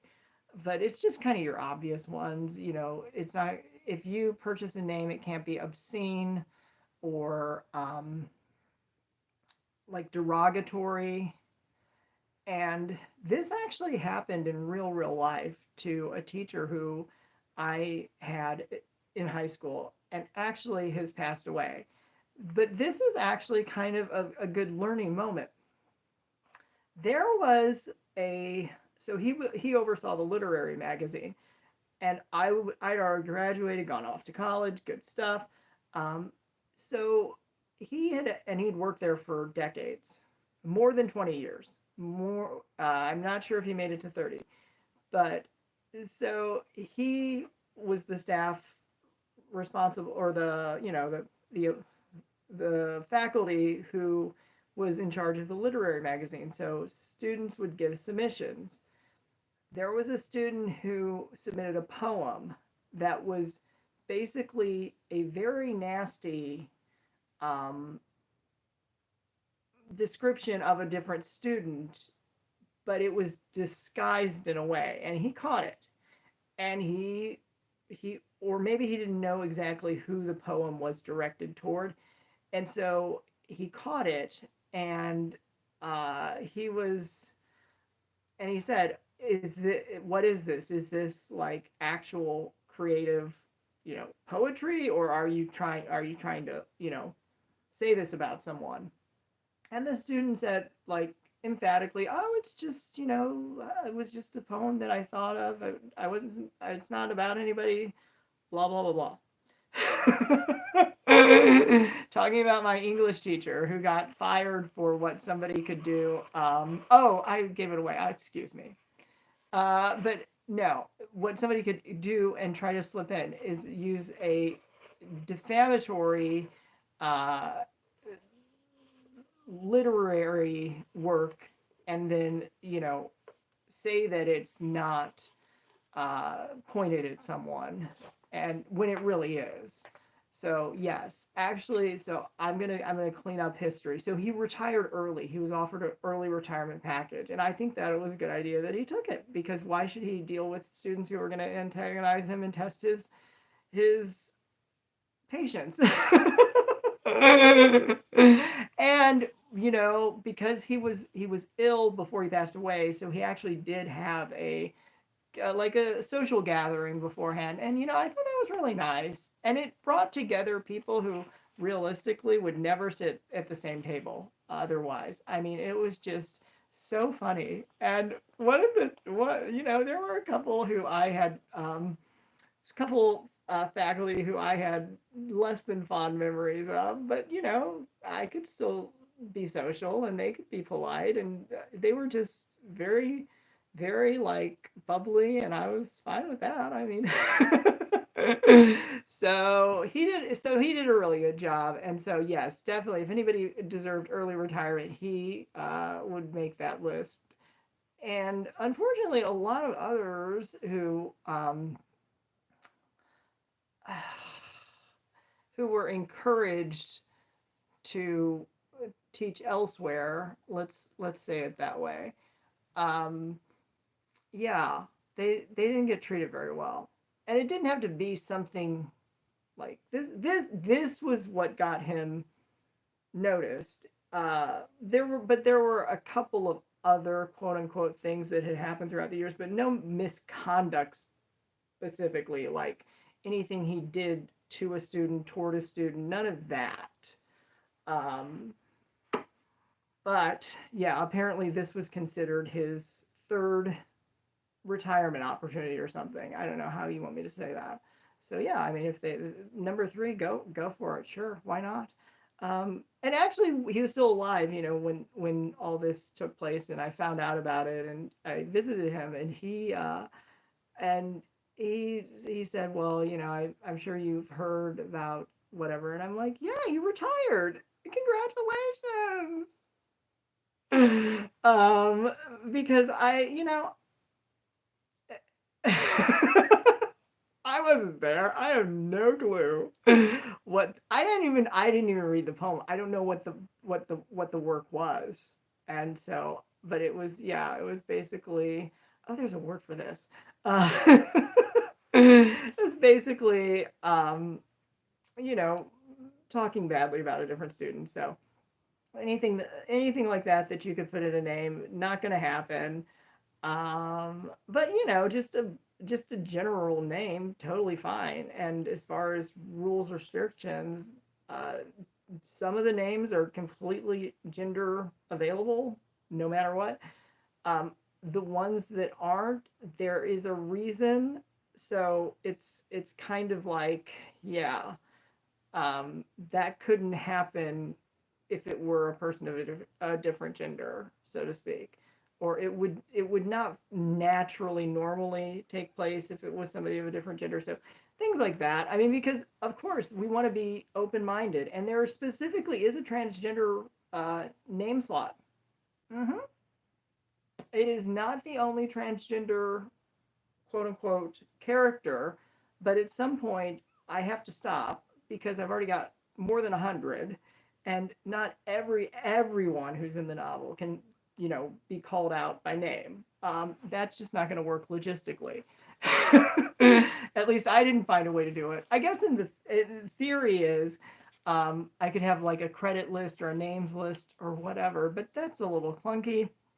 I think it should just flow naturally and normally.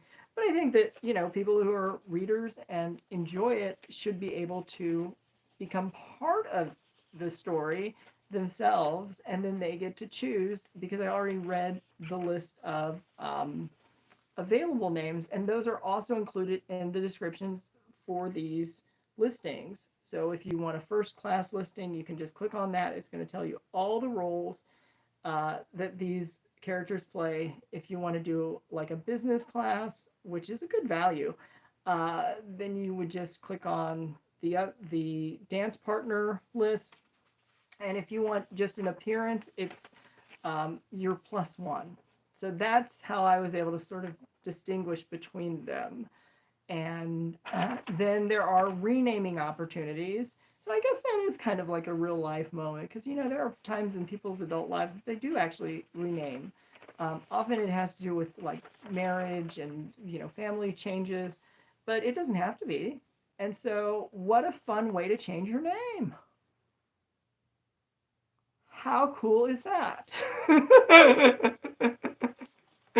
Now I'm kind of stuck with mine because it's stay home or stay home to shop if you really want to get formal. So I don't see a workaround here. Uh, but, for the rest of the world, go for it. Yeah. I mean, there are very few people, probably royalty and maybe some celebrities, but there are very few people who cannot change their names. And so, yeah, this is one of those. So Chloe's name can be adjusted. We still have to include Chloe in that because we don't want to alienate people who've already gotten involved and are enjoying the story. Um, but yeah, the computer hacker, that is renamable. I don't, and that's another reason I didn't want to specify the name because it's just a convenience for me right now. Like it is a real name, but it's just a convenience that I can refer to or think of a person because when I'm thinking of that role. Um, so yeah, the computer genius, uh, you know, and actually, I am curious to know what do you guys define as hacking versus just recreational or productive computer programming? Because I don't know that the line is all that clear at this point. Yeah. And I know there's like this fake book company. I'd have to look them up. I can never remember their name. But there's this fake book, I think, and like their address is something like on a hacker boulevard or something. Like so if people like hack them, like why would they have any reason to complain? I mean, it's like my gosh, you know,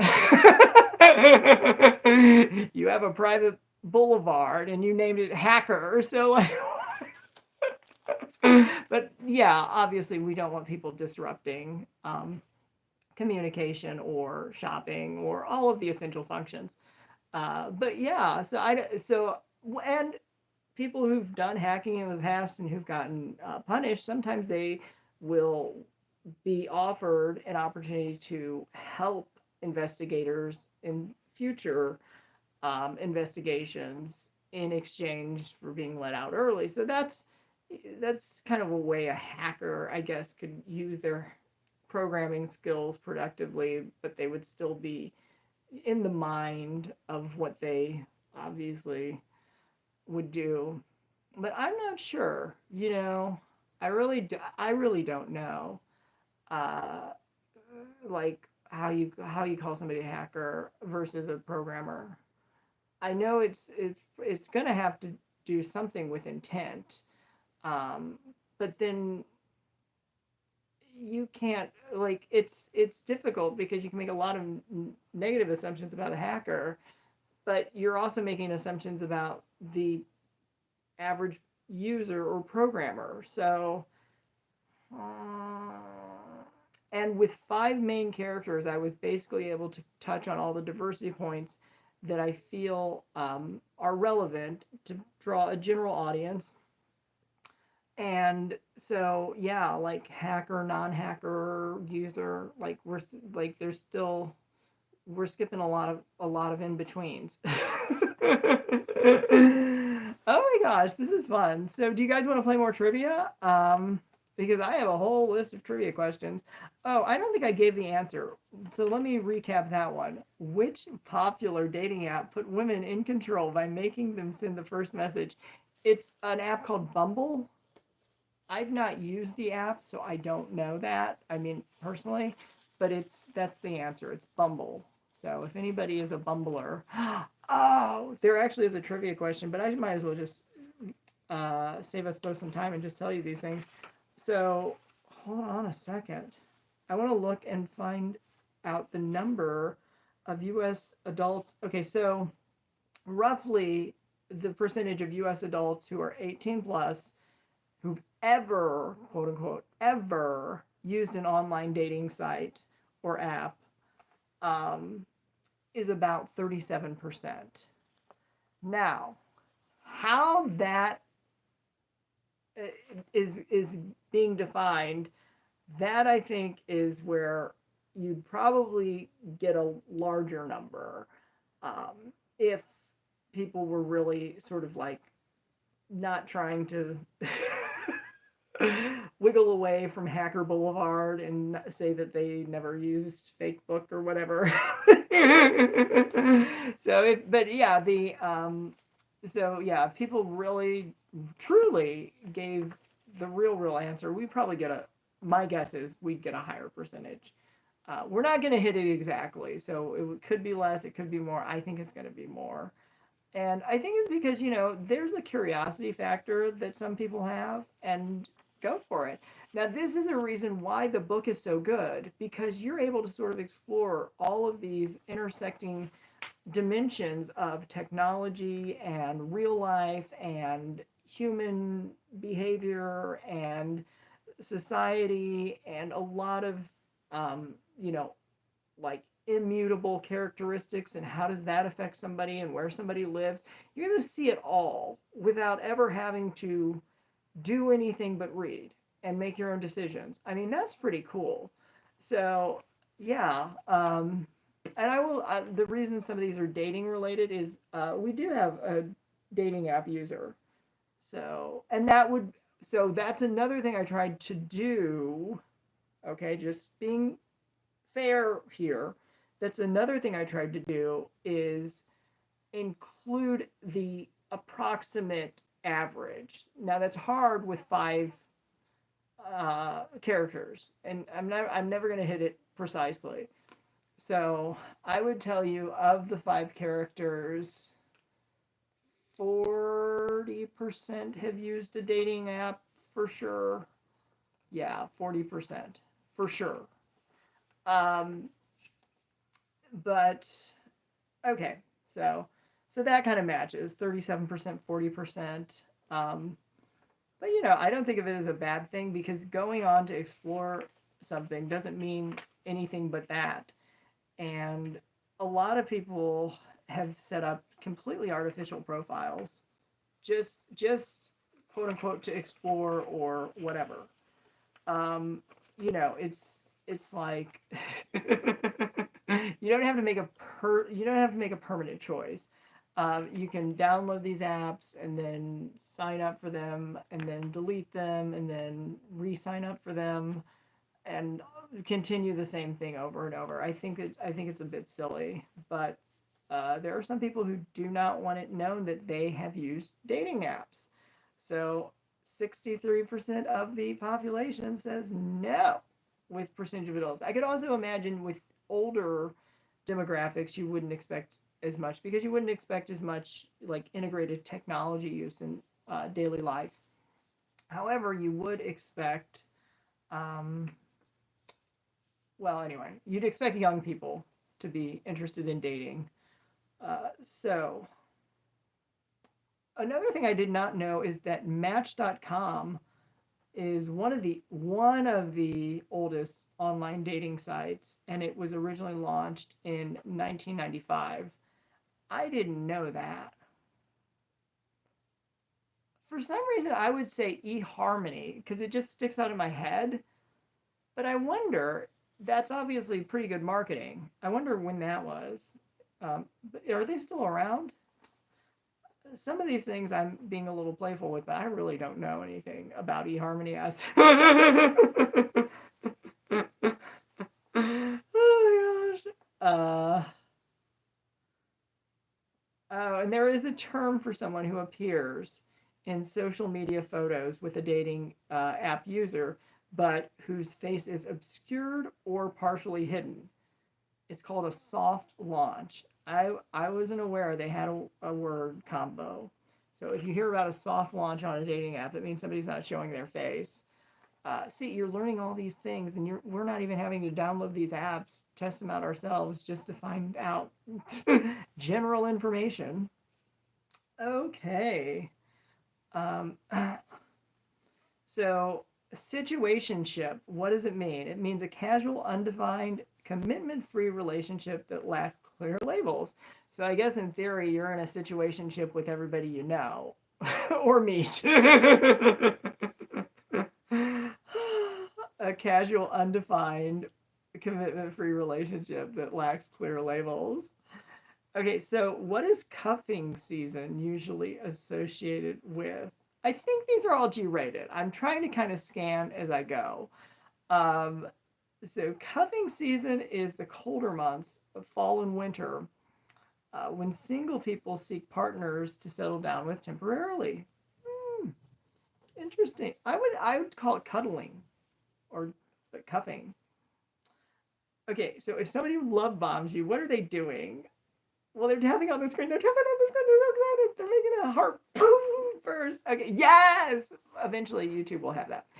Um, so, anywho, but if somebody is love bombing you, they're showing you excessive affection and attention early in a relationship, often to manipulate or control. Yep. How many people have been love bombed? Oh my gosh. Okay, next one. What's the term for somebody who hovers your social media, liking posts, viewing stories, but avoids actual conversation or commitment? Orbiting. Now there was an example that didn't make this general list. So I'll tell you another form of orbiting. Another form of orbiting is when you know somebody in real life, so you're going to have conversation or text message exchanges normally, and they've been doing, keeping an eye on your social media, but not making public posts or whatever. Okay. But then in conversation, they let a detail slip that they would have found out or only found out on social media because it's not something you told them or that anybody in their immediate circle would would know or say. It would have to come from social media. So they kind of self snitch. Oh, those get mean. Oh yes, I've had that. I've had that. I'll confess, I've had that. Yes, yes. And I'm a very straightforward person. So if somebody wants to know something, you might as well just ask me. But yeah, orbiting is not going to get you any better answer, and it's just kind of pointless. Okay, so what is breadcrumbing in the context of dating? So that is probably maybe even more dangerous than love bombing because it says giving somebody just enough attention or interest to keep them hooked without any intention of a serious relationship. So giving someone just enough attention or interest to keep them hooked without any intention of a serious relationship. Hmm. So you're just kind of leading somebody on. Okay, if you get the ick about someone, what does that mean? Obviously, you don't like them, but let's see what it says.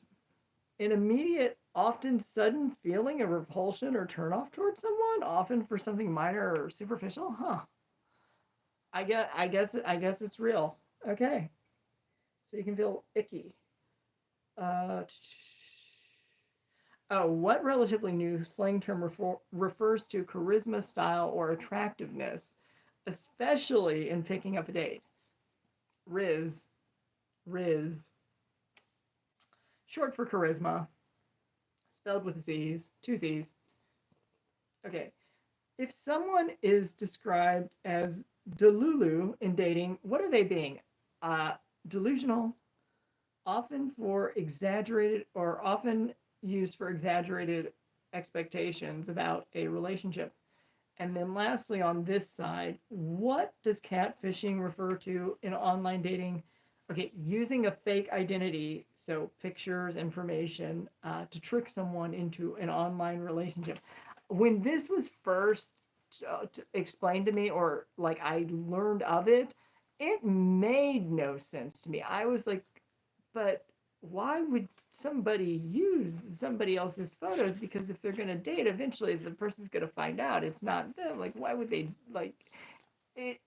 Conceptually, I had no idea that there are people who enjoy the deception and stuff. Like, just it didn't make sense to me when I learned of it. Now I see it. Now I can understand it. You know, so yeah, catfishing. Let me know if anybody's been catfished. Uh, I'm not gonna let you know if I've been catfished or if I've catfished others.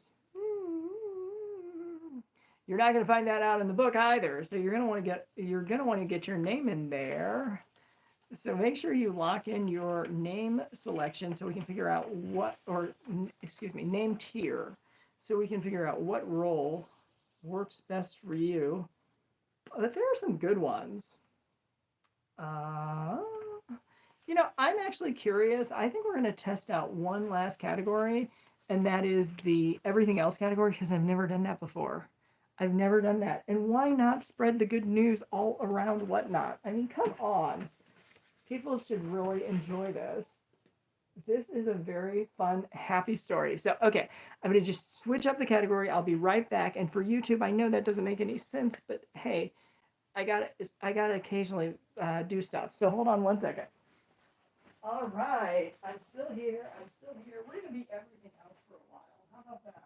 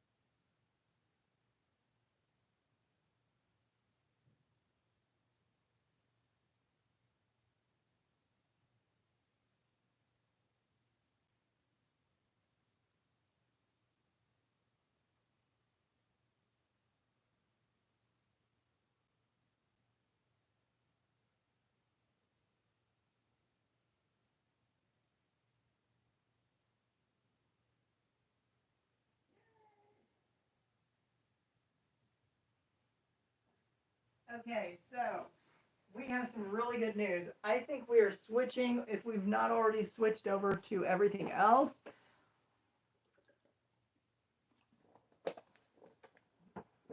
And on my way back, I thought about this, and that is the perfect way to describe this. Yes, everything else, because there is no other way you could ever say that somebody has oh, what's the word? Somebody has given you the opportunity to buy a character name on a live stream, and I want to be cautious with buy. Okay, you're getting a name slot, and oh, the other thing you'll read about in the fine print is if there's any like major issue, the most you're going to get is your money refunded. So, um, please just know that.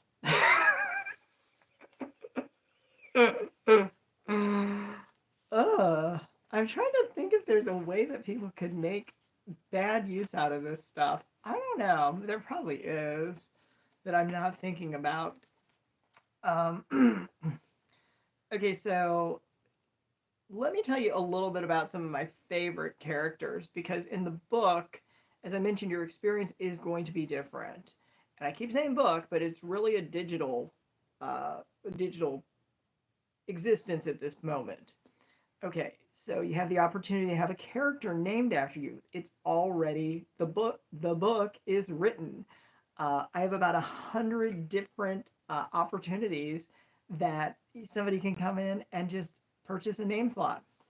And they started basic, beginner, kind of a business class, middle, and then the first class top tier, where the basic so your plus one is going to be a basic appearance.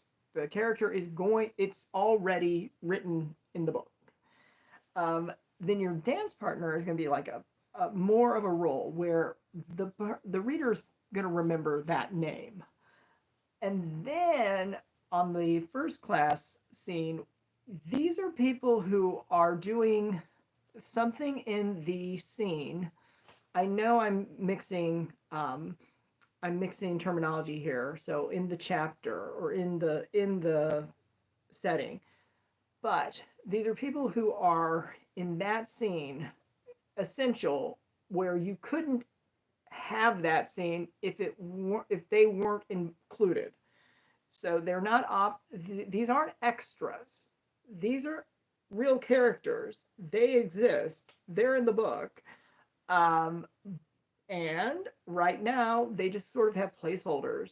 So if somebody wants to be any one of these characters, that's the fastest, easiest way to do it. Or, again, graduation season makes a perfect gift. Especially the CEO.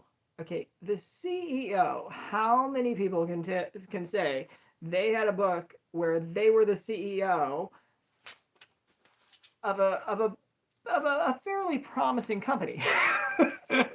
I mean, any company can go up or down, so I can't tell you the future, but the company has some pretty amazing technology and obviously connects some very interesting characters together. So it's amazing. So you would definitely, if you be the CEO of any company, that might be the one. Um, I I did specify male.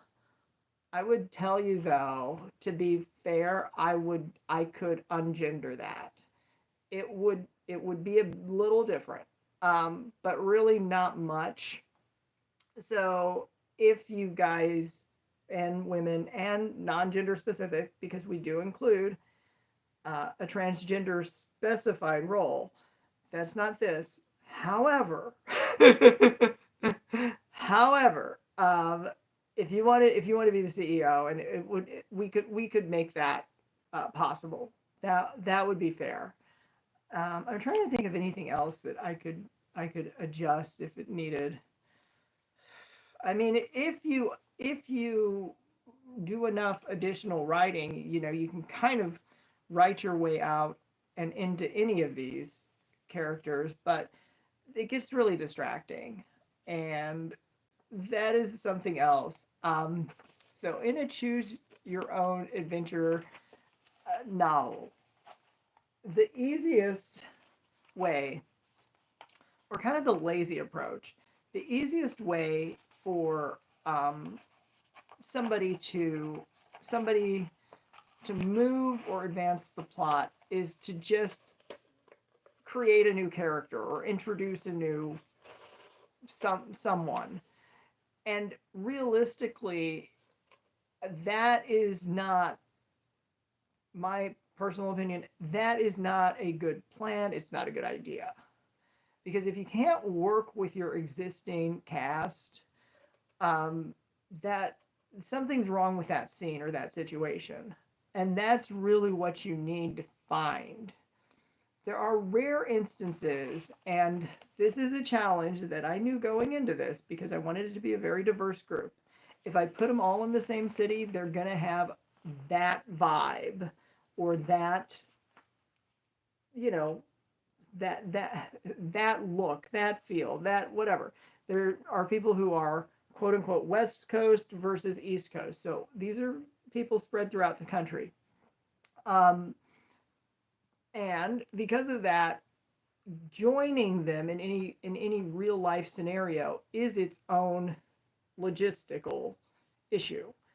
Um, so there was legitimately a need to incorporate some support characters, and I'm not going to get specific. However, you don't follow their path. They don't have a path to follow. They're there. They need to be there, but they they're not a main character. There's 5 main characters, 5, and the 2 of the supports are renamable. So, and one is not, and that's the one that really needs to be there. So many things that supporting character allows for, you have to have somebody there. It's not something I can do myself. Um, but like if I were in that scene, you actually do have to have this person with that name right there. So that's a good one. Now, because it's a support, not a main, there are a lot of structural workarounds. And Margaritaville, thank you so much. You are gonna get a prequel. I'm already explaining so much of the novel. And Margaritaville, for those who aren't aware, is a published author. I just outed you. And this is the first time I've ever gone into Whatnot's everything else category. You won't wait. I'm going to get it right to you in the mail. It's like literally, it's a holiday Monday, so that's perfect. Everything's going out Tuesday. And I hope you're able to enjoy your holiday, but I also know you work. So, are you working? I can imagine people would want to work, because that might be the only available day they can do stuff. Um, you know, but if you don't want to work, don't work. Live the leisurely life. So what? But no, I'm not going to give it away. But what questions do you have? So you're listening today and you're trying to get your treasure. You are gonna love this, honey. I'm sorry to say that. I didn't mean to be so condescending, but you are gonna love this. You really are gonna love this book. It's so good. Um, so you're trying to get your treasure pile to go away. And actually, that's one of the things I will mention. I should probably be doing exactly what you're doing, not just talking to the entire universe on YouTube and whatnot. However, this is really where I can share my true talent. I don't see a lot of progress with the stuff that I put aside to sell online, and it's specific stuff. It's not like just sitting in my kitchen, and then I'll wrap it up if need be, but I'll use it in the meantime. It's not like my kitchen mixer or something like that. It's stuff that I've already cleaned, tested, whatever I'm going to do with it. And so it's off to the side. And I don't see progress. However, other people, they will point that out. They'll be like, wow, you really cleaned out. And it really also depends on the last time they saw it. If it's in your attic and your basement and your sunroom. Okay, well, work on the sunroom, right? Forget about the attic and the basement. I mean, the more I talk, the more you're gonna love this. The free part of the prequel is out on YouTube, and so that's a quarter of it, and that's at an estate sale. So I mean, you are just right in your zone. Um, but I already sort of explained to everybody the writing process, which is why I need to recap because people come and go. Um, so yeah, the only way I was able to get through this quickly is I used a lot of because I did not hire a ghostwriter. I wrote this, but I used a lot of technology to do some fact checking, editing, that kind of thing. And oh my gosh. That was an experience. But like a real person, it's gonna take money and time. And like, what am I supposed to do? Like, if I'm asking a question, it's probably because I'm stuck and I need the answer before I can move on to the next part of this uh, narrative. And so, yeah, so it was fun. It's 5 main characters, 3 supports or secondaries, and 2 of those can be renamed. One cannot. And when you meet that one, you'll know it's them. It's like meeting your special one. You'll know it's them. You'll probably want to follow their path. They don't have one though, because they weren't at the beginning a main character. And especially in any kind of online thing, people are going to interact with thousands, tens, hundreds of thousands of people. I mean, gosh, depends on how much you sell. So, not every one of them can become a main character. But if you want to be a main character, that is available now. So I was going to tell you some of my favorites. Well, I love them all, of course, but I will tell you the ones that I think are funny. The Pharmacist is a funny one. That one is that. Oh my gosh, you will never forget this pharmacist.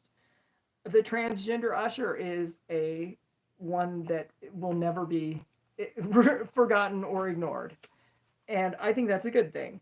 Um, there is, I mean, there's a grandmother who's actually a really good role.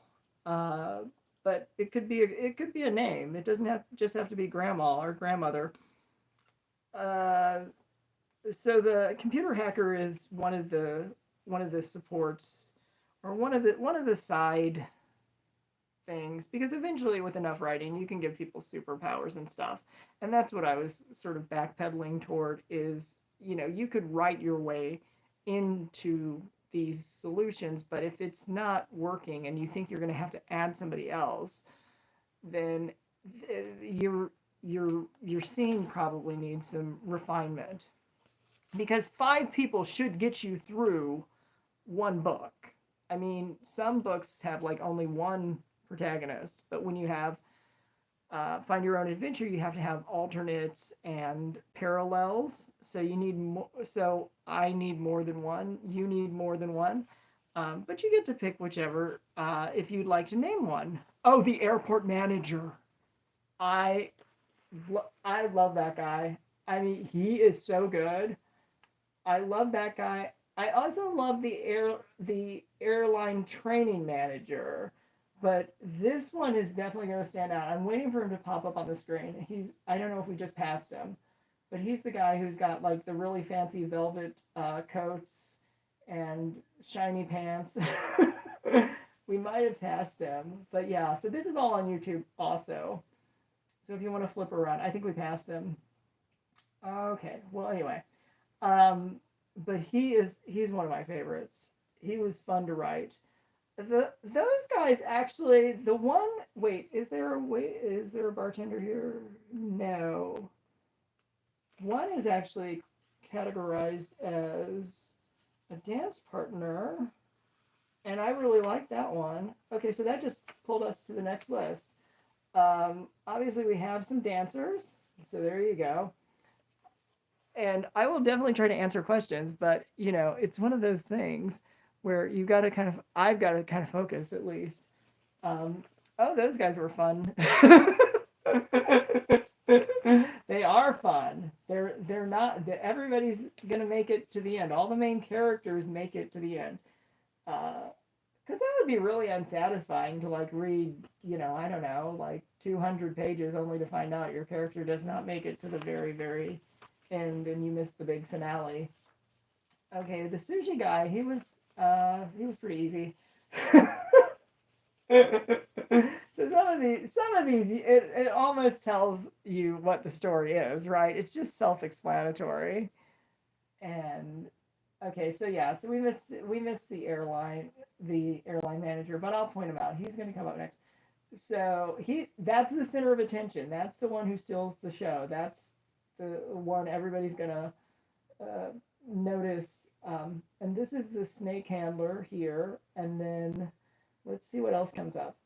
Also on the preview of this show, I was able to upload a 2 minute and some seconds preview, and that's the first time I've tried that. So that was pretty awesome. These are the pilot and the first officer. The first officer uniform is the one with 3 stripes. That's what the woman is wearing. Um, the pilot has 4. So this is the clown. This is going to be a first class character. Oh, this is the cactus dealer, first class character. And wait, come on, hurry up. Yes, this airline manager. This is the first class manager of the first class lounge. He is hilarious. Oh my gosh. Anybody who ever wants some sales ideas, some profit ideas, read the book. But, I love that airline manager. Oh my gosh. And I should say hi to D. Zigner. I've never been in the everything else category, although I have been everything else. So tell me what your shopping experience is. I'd love to know. And you have the opportunity to purchase your name in a book that's already written. There are about 100+ roles that don't have an exact name right now. So why not put yours there? Okay, so we moved kind of in the business class, which is the middle. So we've got the starter, then we got the middle, and then we've got the first class, the ones that really you have to be there. you can't have the scene without them. Okay, the so now under dance partner, what do we have? We've got. I'm looking for my favorite. It's among this list. It's hard to pick a favorite. They're about the same. Uh, so okay, so two that I like for different reasons. One is the airline agent who works at the first class lounge with that manager. They're working together, same day, same time, same scene. Uh, so that's one that I like. Now, one that I also like that is kind of funny because they're not even there. They don't make the the book. They are invited. They don't come. So it's an absent gala guest, or gala guest, gala. Anyway, uh, that is funny because their name is significant in the script. It really, I mean, that itself doesn't need to be there, but somebody's name needs to be there. So that's kind of a fun one. So for two different reasons. One, because the person's right there when some fun occurrence is occurring, and then one who's not even there. But they still get their name in the book. That is so fun. I love that. Oh my gosh. So the other ones are the plus ones. Okay, let's see if I've got some favorites here. Mm. Uh, uh, some of these sound alike, but they are different people. I would tell you, I think the sushi chef is good.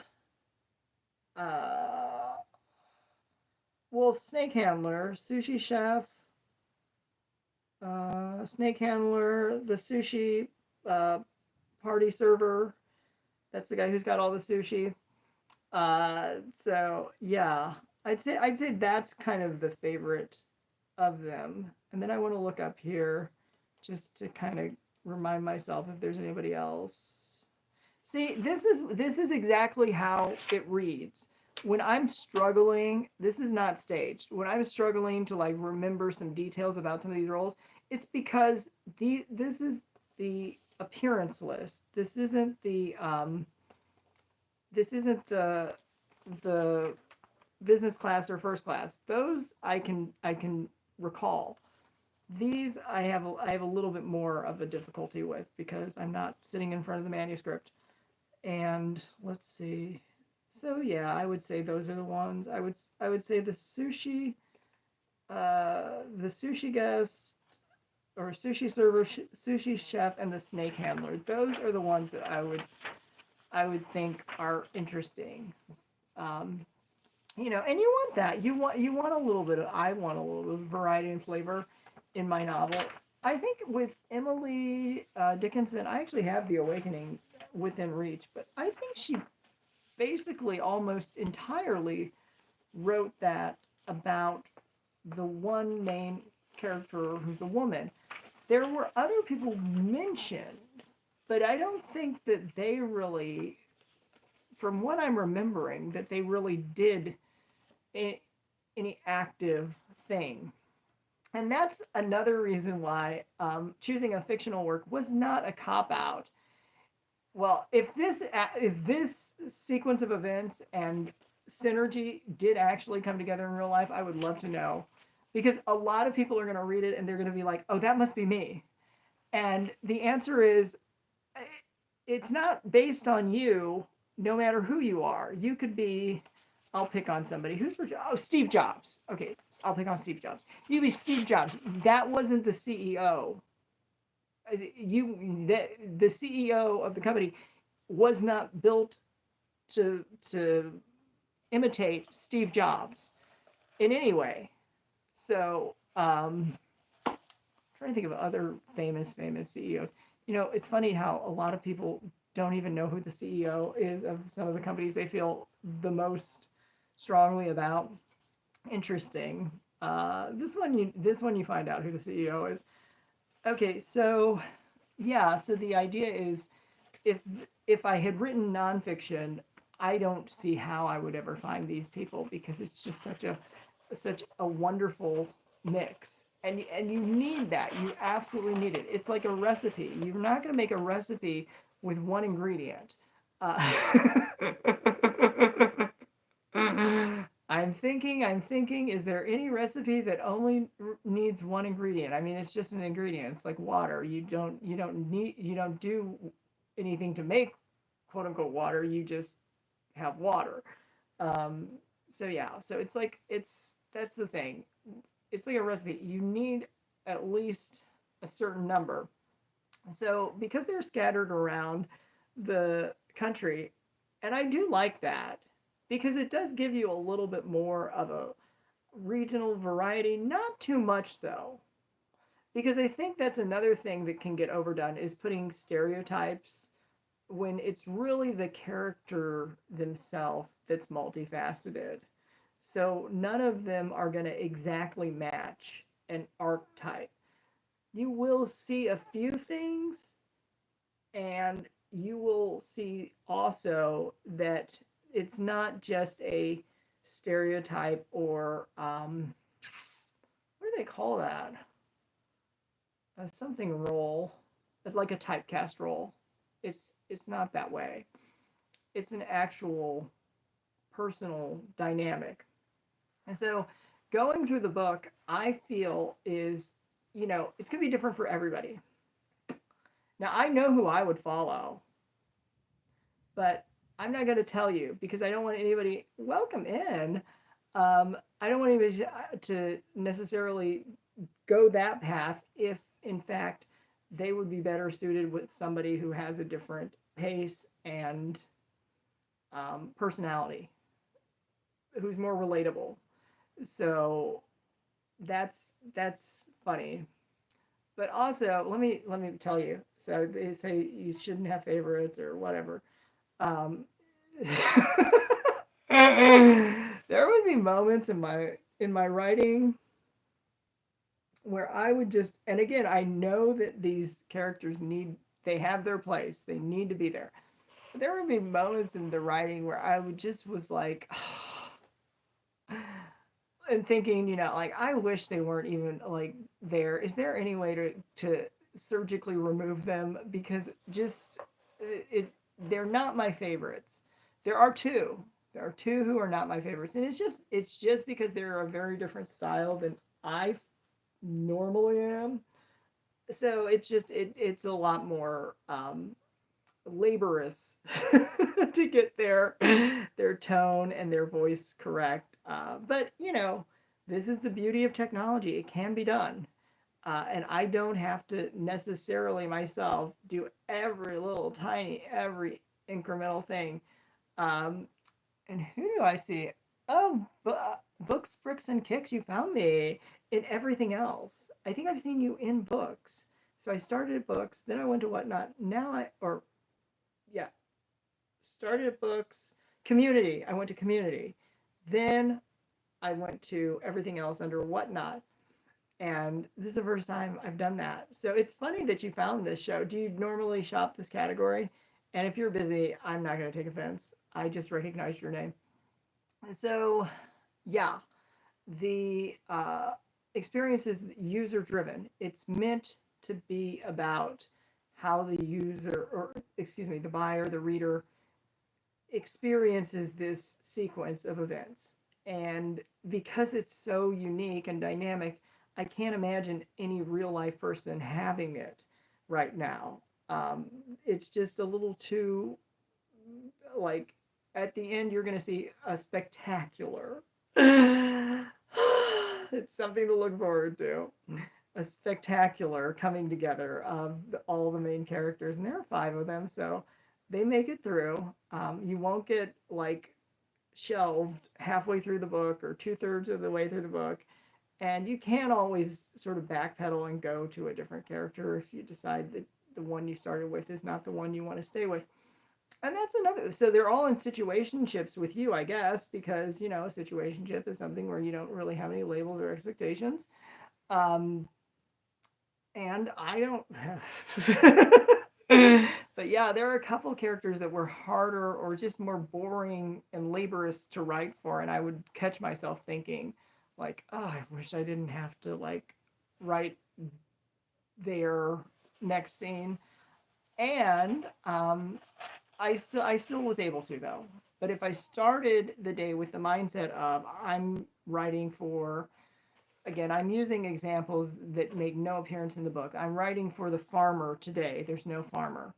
Um, then I couldn't switch like and start writing for the so some of these would sound familiar. I'm just thinking of like random people or random jobs. Switch like a farmer. Uh, the manufacturer of farm equipment, the farm equipment manufacturer. I couldn't do that. I was trying to think of a less direct connection because when you find out about these characters, they really don't. There are not touch points except for the fact that they form this circle of friends that would only function and work online because they're in different cities and they are doing different things. They have different ambitions. There are slight differences in ages, but they're all going to be in their 20s or 30s. Um, so, there are different life moments. And that's another thing I think is important to consider. If I read this book, if I rolled back time and somebody had already done this, uh, and I read it like 5 years ago, my favorite character would be somebody different because I was at a different moment in my life. And so I would follow a different character. So that's the beauty of it. Um, and I'm sure if I really, really roll time long enough, that I would find there would be moments where I would choose it a different one of those five. But they don't have any natural touch points. You have these intersecting points of diversity, and that's where you can have blind spots. And so uh, that was something that I really wanted to be conscientious about, is not ignoring the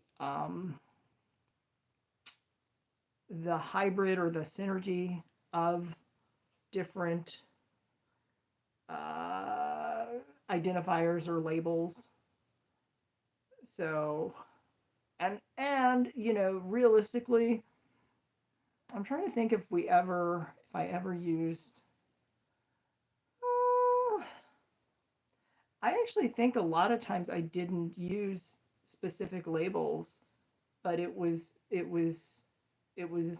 written in the profile of the character, but I didn't actually ever come out and identify it.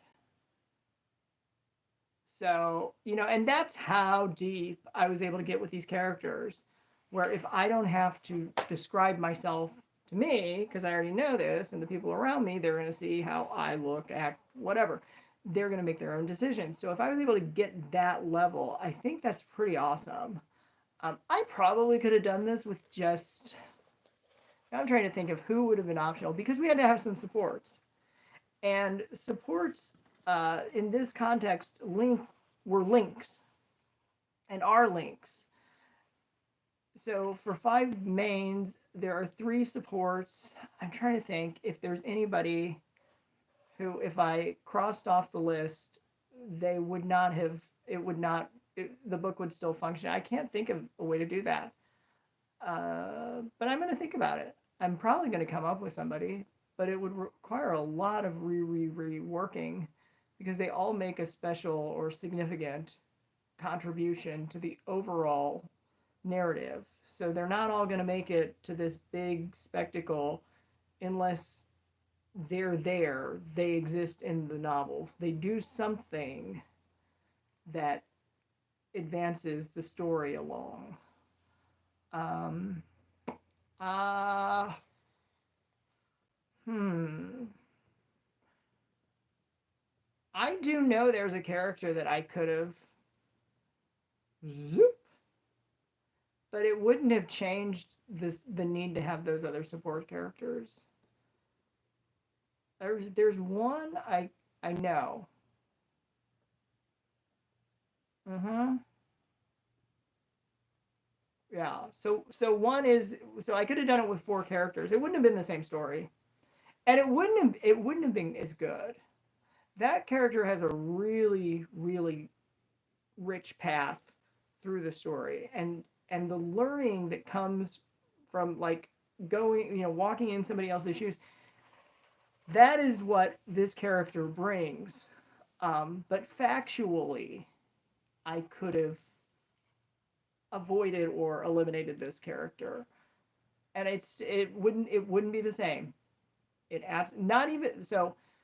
The end scene wouldn't even be the same, and you'd think, well, how is that possible? If this character is somebody who's not essential, you could do it with just 4 cornerstone characters, and you'll read it. I mean, it's real. It's funny. It leads to some of the best uh, imaginable moments. Especially at the end. Toward the end, it's getting better because you've already learned about this character, so you understand them more. So yeah, but there is one character I could do without, but I wouldn't. Even if I was able to save 100 pages, and I wouldn't be able to save that much, but I would be able to save, oh gosh, at least 50. I still wouldn't do it because it's not the same experience. This character has an effect on all the other key main characters. And like I said, you could write yourself into or out of any situation if it's fiction. However, so I could make something essential about this character, basically take it from a different one and say, okay, now I need all 5. But no, I need all 5. I needed 5. I needed 5 to get enough touch points of diversity, and well, that's another. And include a mix of race, gender, age, just all sorts of different values, So I think I've been going for a little while. I'm going to scan the chat for final questions, but with YouTube, I think I've answered yours. The ones I didn't, I'm going to reply to you in the comments, and so you're definitely going to want to use that. So until the next time I see you on YouTube, I hope you can stay home to shop. Okay, so